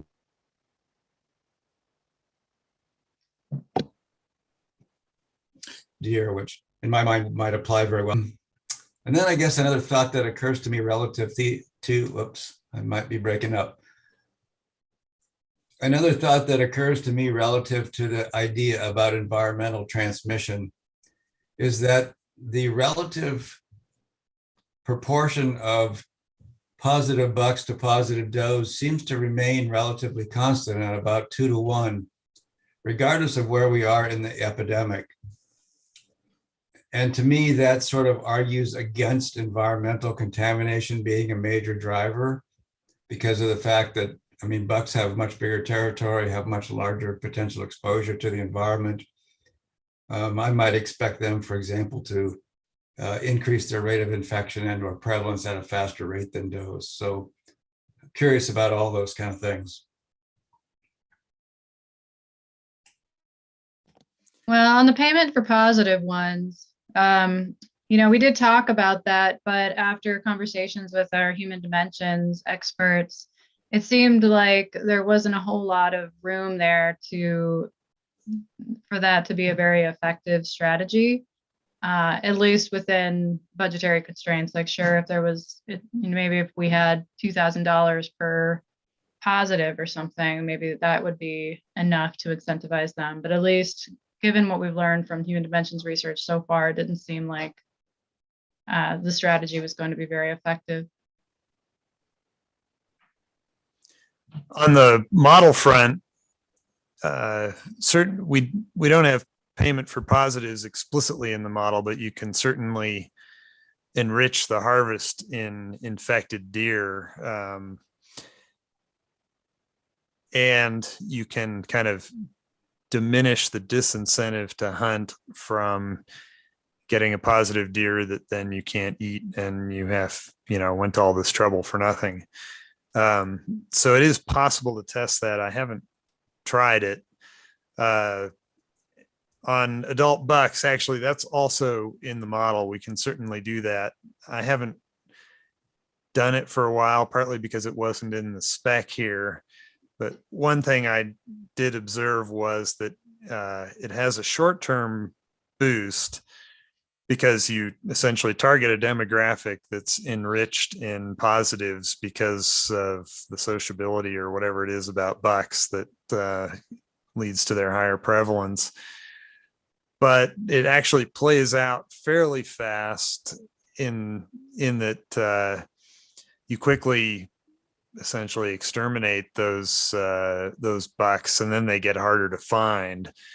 So if you're sharpshooting them or something, the cost is going to go up, or the hunters are just going to be less successful at taking those deer. So that does have some legs, particularly in the short run, but in the long run, sort of the system pushes back a little bit, and it's harder to do. Yeah. I assume that means you're going with the standard hunting seasons we have now, rather than, for example, hunting during the rut. Actually, well, so we don't have a rut in the model, but certainly the idea of, say, a longer hunting season or something that sort of enables a more sustained effort seems like a big opportunity. But I think that's more of an input to the model than something we explicitly test, because we just don't have time sliced up that fine. Mm-hmm. So real quick, I'm looking at time here, and just I think there are a lot of things we could do with the remaining time, and we can talk about metrics and such, but I'm getting the sense that the most useful way to move forward right now, at least, is to pass it over to Tom and have him show some of the best case scenarios he could develop, just, tweaking various parameters of the model. And maybe that'll help generate a conversation about, are there alternative or like actions that we could include or consider, build out a couple more columns that would affect those parameters and potentially get us towards a more effective solution. And again, those can be things within DNR authority now or within the scope, or they could be things that are outside of the scope. How does that sound?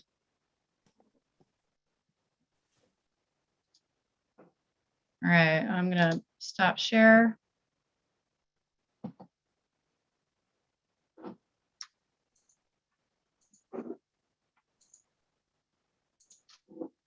And then Tom, do you want to take it over? I've got it. Hopefully you see my part 2 Yep, slide we do. here. Yeah, all right, come on, help us figure out the solution now, Tom. I think. Yeah, well, I mean, I sort of feel bad that part 1 was depressing, but so the motivation for part 2 here is that the part 1 scenario packages that are kind of within the constraints of what seems possible with current authorities and perceptions and so forth, don't succeed in arresting prevalence growth, let alone reversing it.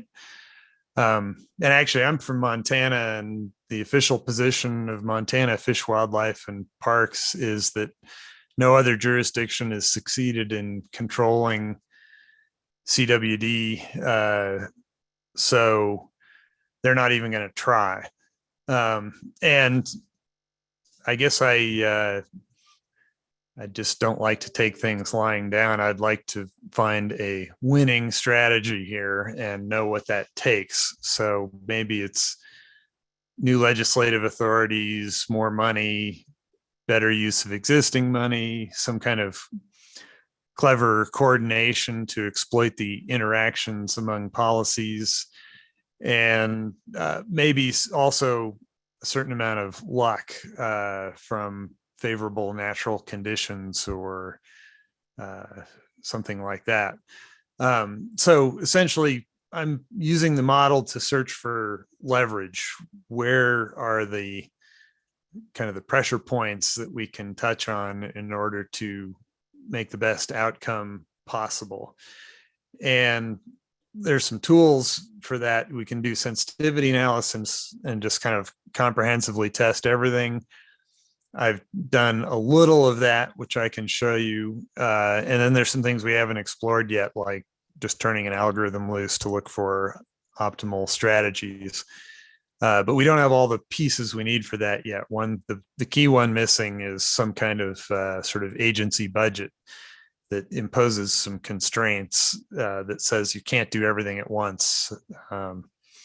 So that's kind of the frontier for the model at the moment. So I was thinking a bit about Mike's question earlier about, is the current situation pessimistic?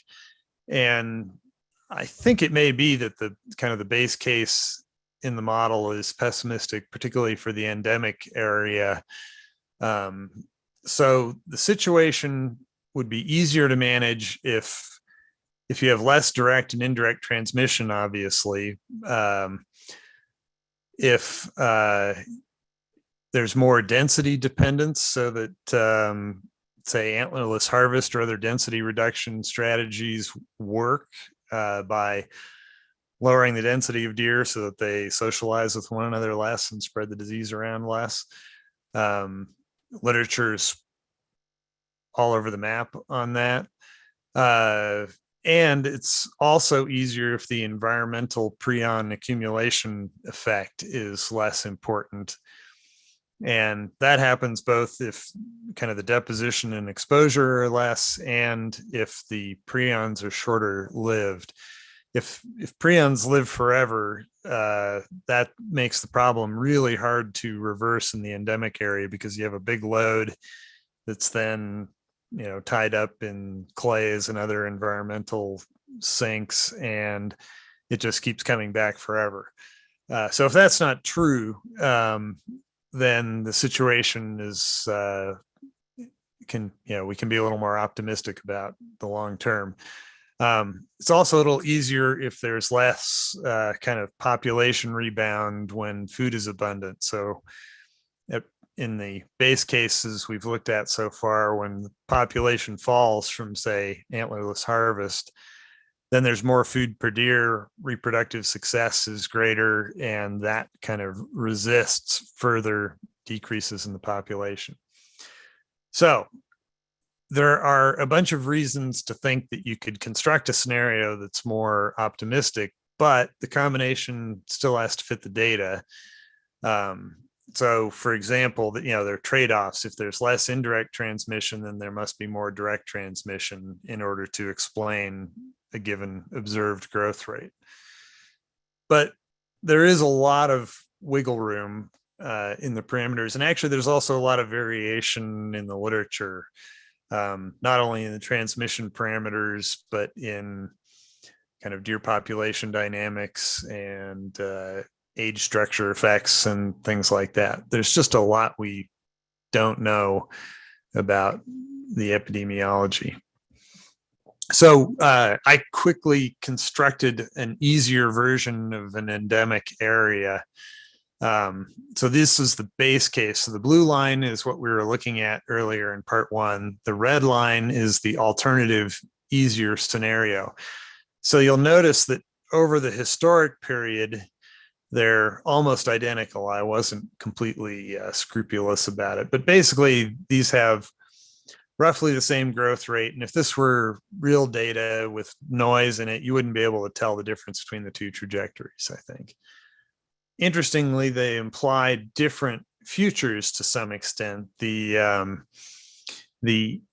easier scenario saturates at lower prevalence, and it also has some kind of overshoot and oscillation effects, I think, from having more density dependence dynamics, for example. So the disease naturally kills more deer, which reduces density, which reduces transmission. So what happens to the policies in this easier future? So here it is. So now the colors change. So the easier status quo is now the blue, and the red and green are the hunter and DNR led strategies, same policy packages that we looked at earlier. They're actually more similar than they were in the base case. And I think that's because the hunter-led policy is basically doing a lot of antlerless harvest, and that's more effective in a density-dependent world. So the hunter-led strategy is lowering density, which helps lower transmission, as well as removing some infected deer from the population in kind of a broad, untargeted way. So policies are more effective. You end up, also the forecast is more optimistic. You end up at, 30 to 40% prevalence instead of 40 to 50. But it still, this is not a win. So the sort of the package of fairly mild ambitions doesn't do the job yet. So I think the reason is that, just given the dynamics of the disease, to arrest growth, you have to reduce transmission from all causes by something like 50 to 80%. So that's a combination of reducing contact by reducing congregation, so baiting and feeding bans. Density reduction may also contribute to that. You reduce the residence time of infectious deer in the system. For COVID, we quarantine people to get them out of circulation. We get deer out of circulation by harvesting them. We reduce environmental prion deposition by better carcass management, potentially. It's interesting to think about whether there are other policies that, sort of disperse deer away from existing known contaminated sites, for example, kind of taking the baiting and feeding ban idea and extending it to other congregation drivers. Then there's some things that aren't in the model: dispersion of infected deer and reducing susceptibility through favorable vaccines or genetics or something. Those are not in this model. So getting to 50 or 80% transmission reduction is a big number. There's probably no single policy that reaches that, even if you had unlimited budget. So you need a combination of as many of these things as you can get. It's also easier if you intervene early, because you can arrest the growth before the environmental deposition loop really kicks in. So the life cycle of disease is early on, you're driven by direct contact, then the environmental prions start to pile up, and that augments growth for a time until you saturate, run out of susceptible deer. High surveillance is also an enabler for early action. And of course, if you can't win, you can still adapt or mitigate the impacts. So I won't go through this, I think, just in the interest of time, but I spent a bunch more simulation time essentially running sensitivity analyses to each of the policy components. So the columns here are the individual policy interventions that make up the packages. So it's safer disposal of carcasses, decreasing the contact rate through a more effective reduction of baiting and feeding, or other things that kind of disperse the deer. And here I essentially modified everything by 10%, except for the surveillance level, in order to see which one of these, if you could move the needle 10%, which one has the biggest bang for the buck. And then the rows are, again, the same dimensions of quantities of interest: prevalence, harvest, human exposure to consumption of positive deer, and so forth. So I'll just highlight a couple of things, but I don't want to spend too much time getting into the minutiae here, just in the interest of time. First thing is that at least if you're talking about, again, arresting the spread of the disease, reducing prevalence, the things that really affect that are the ones that influence the reinforcing feedbacks, or the vicious cycles that drive infection. The biggest one is targeting infected deer specifically. So again, this policy is a little bit magical in the sense that it implies that you can go out on the landscape and see which deer are positive and harvest just those. But in reality, there is, to some extent, that's achievable by smart demographic or geographic targeting. And again, Illinois sharpshooting takes about twice as many positives per deer harvested as Illinois hunters do in the border counties.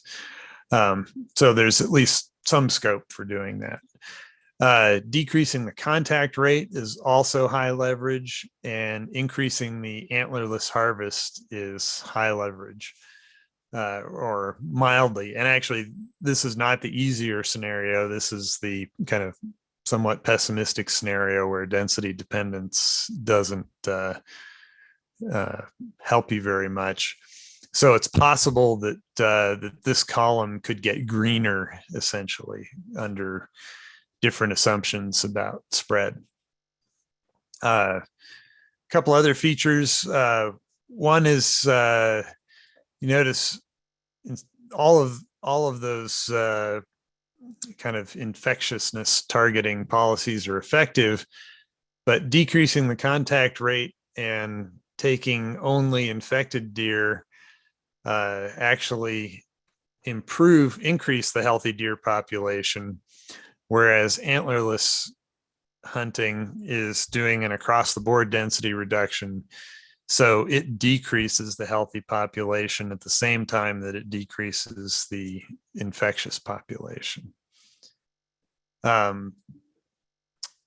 Couple other things of note is these do come with some costs. So the harvest policies take, an increase in effort, and basically it's commensurate with the increase in harvest. So if you increase harvest 10% here, it takes 10% more effort, or 11% more effort to get that done. So there's a little bit of, so it's partly more effort to take a bigger fraction, and then abundance of the deer you're targeting goes down a little bit, and that augments that slightly. In the leading edge area, pretty much the same situation. But again, you can see the pushback to the antlerless harvest is that you're taking a particular class of deer out of the population, it lowers their abundance, and therefore you have to expend more effort on the harvest. And hunters' perception of the yield per unit of effort is going to go down. So if you're expecting hunters to do this, you're asking them to take more deer at the same time it's getting harder to find a deer. So you need some compensating policy in order to incentivize that. Either make it easier by, say, extending the season into the rut, as Mike was talking about, or some kind of monetary incentive or something, if that even works. In the new foci, the other thing that is complementary to all these policies, but which you don't see here because we're testing them one at a time, is increasing surveillance. So this is a problem of testing policies one at a time. In this column that's circled over at the right, we've increased surveillance a lot, but it doesn't do anything because there's no response once you find the first positive. So if there's no follow-up, there's sort of all you've done by finding positive deer is satisfy your curiosity. So obviously there needs to be some coordination. If you're going to increase surveillance, then you ought to be poised to respond quickly when that happens. This was kind of the exploration that I did in order to construct a more comprehensive and aggressive policy. So here's what that looks like. Increases across the board in harvest, antlerless buck, targeting infecteds preferentially by geography or demographics, a more comprehensive sort of baiting and feeding ban. And again, we don't know the effect size of that. So this is pretty hypothetical, but this is with the idea in mind of having sort of perfect compliance, more comprehensive geographic scope on baiting and feeding bans, and maybe also targeting other sources of deer congregation. Higher surveillance, that actually doesn't matter in the endemic area because you already know it's there.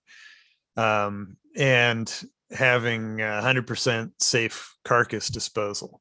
That doesn't mean that all carcass prions end up in the landfill, because there's still gut piles left on the landscape and so on. But the carcasses that are handled are essentially no prions from harvested deer end up back in the environment to infect other deer.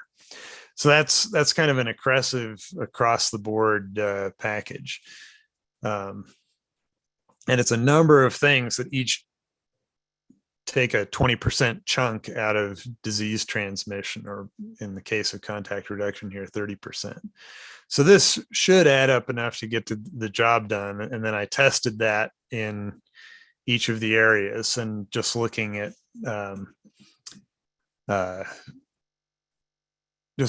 prevalence as an indicator of success.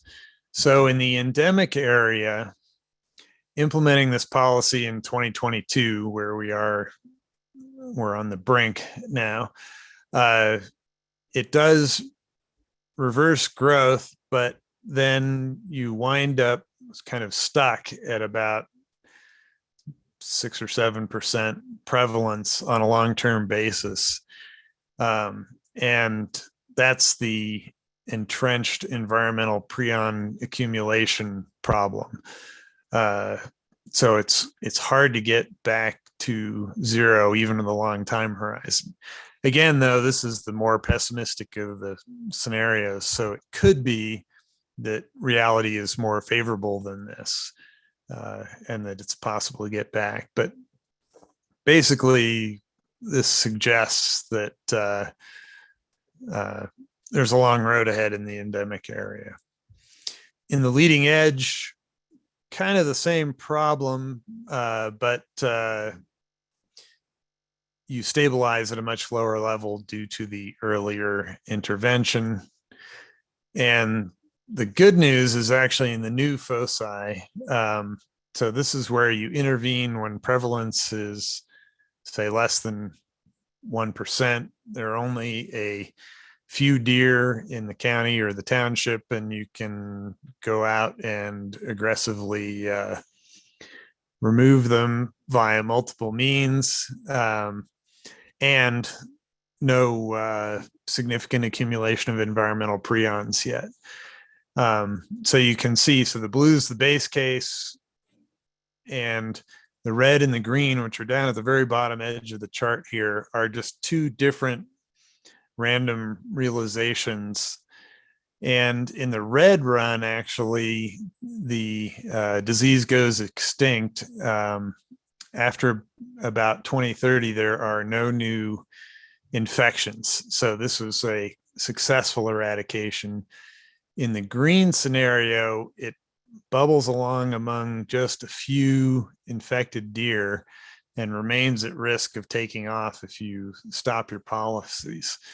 So in the green run, probably better surveillance would enable you to do a better job there, and because it's definitely in your interest to wipe that out once and for all within that first 10-year time horizon, and then you don't have to deal with it. It's sort of one less place you have to look at.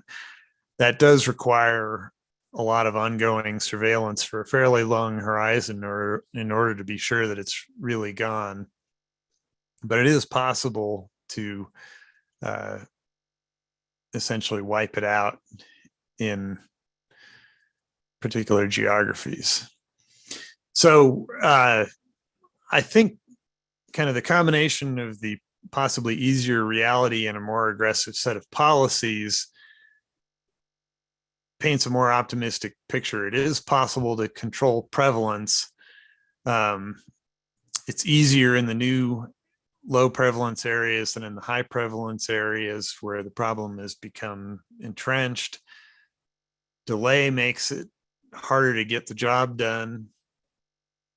And it takes a broad portfolio of policies that are maybe individually more aggressive than anything we think we know about.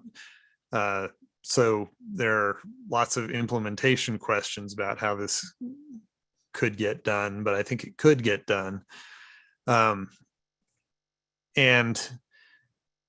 part of our problem at the moment is that we're suffering from a poverty of information about what's going to work and what doesn't. So some experimentation might help resolve some of the biggest uncertainties here. So if you can't afford to do something statewide, doing it countywide someplace would yield a lot of useful information about how the sort of the prion system really works. So there's a little more we want to do with the model to explore more policy packages, particularly ones that you all suggest, and to consider budgets and geographic dispersal. But I'm really interested to hear your discussion of what other kind of alternative policies might really arrest the spread of the disease and win the war, essentially.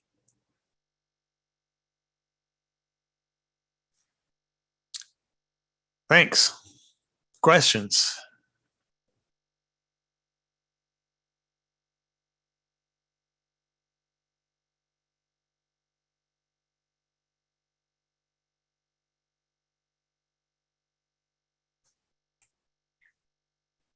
Tom, I'll add one potential complexity to your life,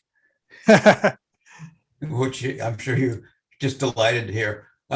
We have a paper that's been accepted and probably will be out within the next month, looking at genotypes and differences in infection and mortality rates between genotypes. So if you at some point want to add that into your model to increase complexity, there should be some data for that before long. That would be really interesting. Early on, I built a sort of a separate submodel that, you know, was simplified, didn't have age structure and so forth, and just had two competing genotypes with different susceptibilities.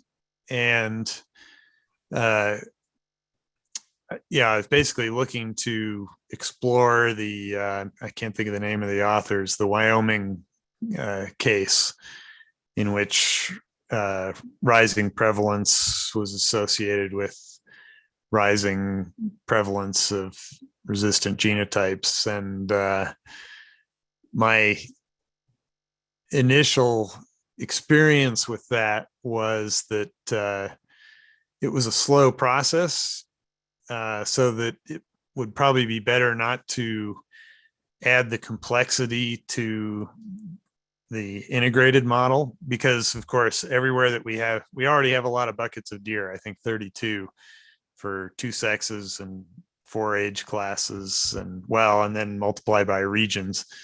So if you start adding multiple genotypes to it, it quickly blows up. But it is really interesting to experiment with in a separate model. And what we could do in the integrated model is sort of impose a trajectory for emergence of resistance as a kind of a scenario input, so that at least we could test, you know, if sort of susceptibility were to fall 20% from genetic factors, what would that do? And actually that's another source of optimism for the kind of the future half of the scenario. So I'll be real interested to see that when it's out. Lori Seal, I would agree. I was attended the USAH conference back in 2019 when they presented that information about Wyoming, and they said that the LL elk were they're finding so many more of them that the infection rate actually dropped in half. So hopefully that's what we're finding with Dr. Samuel's report too.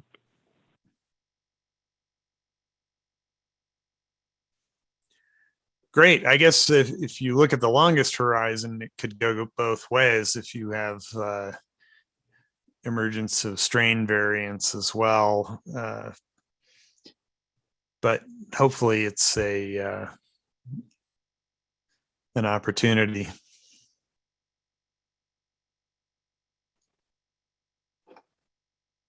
Well, I think in this last few minutes, you know, if there are other alternatives or, you know, columns people want to see you model and us incorporate into the table, I think now's the time. Otherwise, you know, we'll proceed and try to come up with some additional alternative plans.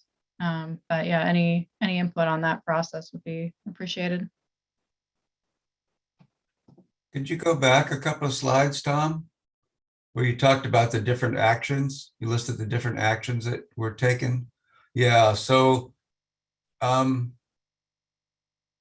these, as I understand it, these in combination are all together gave you your results. And I'm just wondering what each of the individual strategies had, how they contributed to that. Is that possible to break out? It is possible to decompose this. I don't have it readily available, but I think you could get an idea of it from my sensitivity tables here. So a big part of it is, let's see, so the numbers are bigger. So if things scaled linearly, you'd be getting 15% from decreasing the contact rate through kind of baiting and feeding ban 2.0. You'd be getting, let's see, you'd be getting 14%. So roughly an equal portion from kind of targeted harvest of infected deer, which you'd have to do in combination with something else because you can't perfectly target in reality. And then you'd probably be getting maybe half as much benefit from the so like 5 or 6% from the increase in the antlerless harvest. I don't have a column here for the buck harvest piece, so I don't know off the top of my head how much that's contributing. Probably a fair amount, especially initially.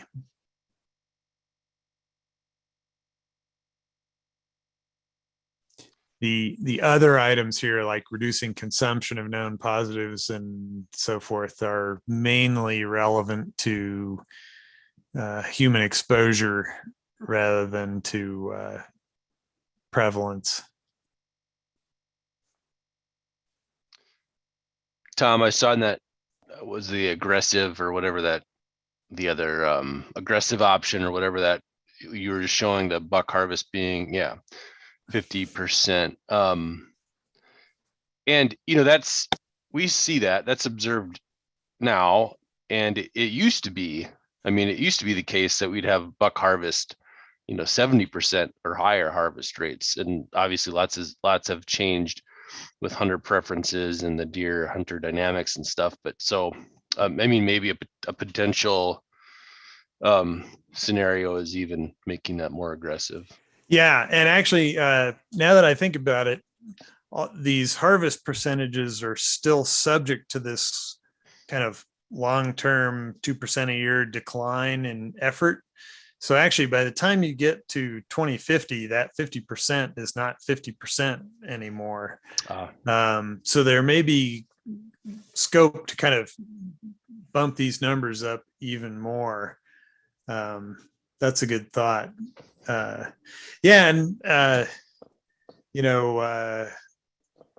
Thinking about kind of cultural change, a 70% buck harvest must have made it pretty difficult to take a buck. Yeah, they were all very young. I mean, in fact, we used to have our this yearling buck percent. So what percentage of the antlered bucks are yearlings, and which with some assumptions kind of reflects the annual mortality rate of bucks. But regardless, I mean, we had 80% yearling buck. 80% yearlings, yeah. This is a long time ago, but it's also been seen in other states and stuff, especially with just like fewer antlerless opportunities and more of a tendency to want to harvest a buck of any sort over does. But I think that was a time when people didn't care nearly as much about whether it was a spike or a fork or a big buck. Mm-hmm. And there's also probably more hunters per deer out there. And so that there certainly was a time, and it was just very, very different in a lot of ways, but it wasn't that long ago. Right. So it's at least contemplatable. And, again, like we did, this is buck harvest rate or annual mortality, 50%. That's the harvest rate, and then there's like 10% mortality on top of that from other causes. I think from our some of our telemetry work, I mean, a 50% harvest rate isn't too far off from what we've estimated. So in recent times, so I think it's definitely something to monkey around with of just seeing, like, imagining some policy that bumped that up to 70% or something like that. Mm-hmm. Definitely with those trade-offs, obviously, if you don't have some policy in place to make them shoot more antlerless deer, there's almost always some kind of trade-off unless you're actually using sharpshooting. So it kind of depends on what assumptions you're making about the other stuff. But I think there's some more to play around with there. But thanks a lot. Appreciate this. Great. By the way, Tom, you seem to be a little not real optimistic about ending up at 6 or 7%. And I think most of us would think that getting anything down below 10% would be absolutely wonderful. So that's a win. Yeah. Okay. Well, I don't think we need, I don't think we're naive enough to think we're going to get rid of it, particularly in endemic areas. So keeping it at a level that doesn't have significant impacts on the population is a great goal. I may be naive enough. I spent a lot of time trying to make that line go to zero, and it wasn't easy, at least with the base model parameterization. So I think if you had 10% prevalence in the endemic zone, we'd probably throw a parade or something. sure, yeah. I had a question. Please. You said vaccines were not part of the scenario. Since we're looking out to 2015, if a vaccine was available that took care of the situation, how would that work into your current model of today and reduction of the disease spreading from the landscape? Oh, so yeah, we actually mapped that out in the visual scenarios, but basically it would look, I better not break things, but it would look something like this. There'd be another box here of vaccinated deer, and we'd be siphoning off the healthy deer into that box. And then sort of once they're there, they're safe from the rest of this infection chain, or at least to some degree possibly. So there might be a lower infection rate depending on whether the vaccine is perfect or not. So we could certainly do that. I don't know off the top of my head or from the literature even what that looks like. So it's actually a pretty simple experiment to run if somebody wants to suggest sort of how many deer could you realistically vaccinate in a year, and what would it cost. So it's an interesting experiment. Actually, it might have some really interesting kind of targeting effects. So probably you don't vaccinate in the new foci or the leading edge areas, but you do vaccinate in the endemic area. That might be one way you could turn things around there. So interesting set of trade-offs. I haven't explored it. But. And the reason I asked the question is, Dan Storm has the algorithm and cost of volunteers helping catching deer that could be vaccinated and put onto the landscape and traced. They can be traced through hunter harvested and or conservation harvested, maybe utilizing some of the DMAP participants in that area, which are pretty focused in what those lands are and such. So it might provide insight that if something like that was available for a research study, it would be very interesting to see how that would work.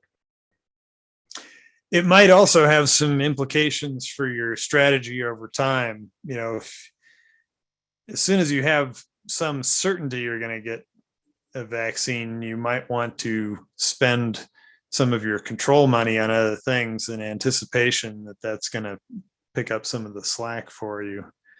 I guess there might also be interactions. You certainly, if you're spending a lot of money to vaccinate deer, you'd rather not shoot those.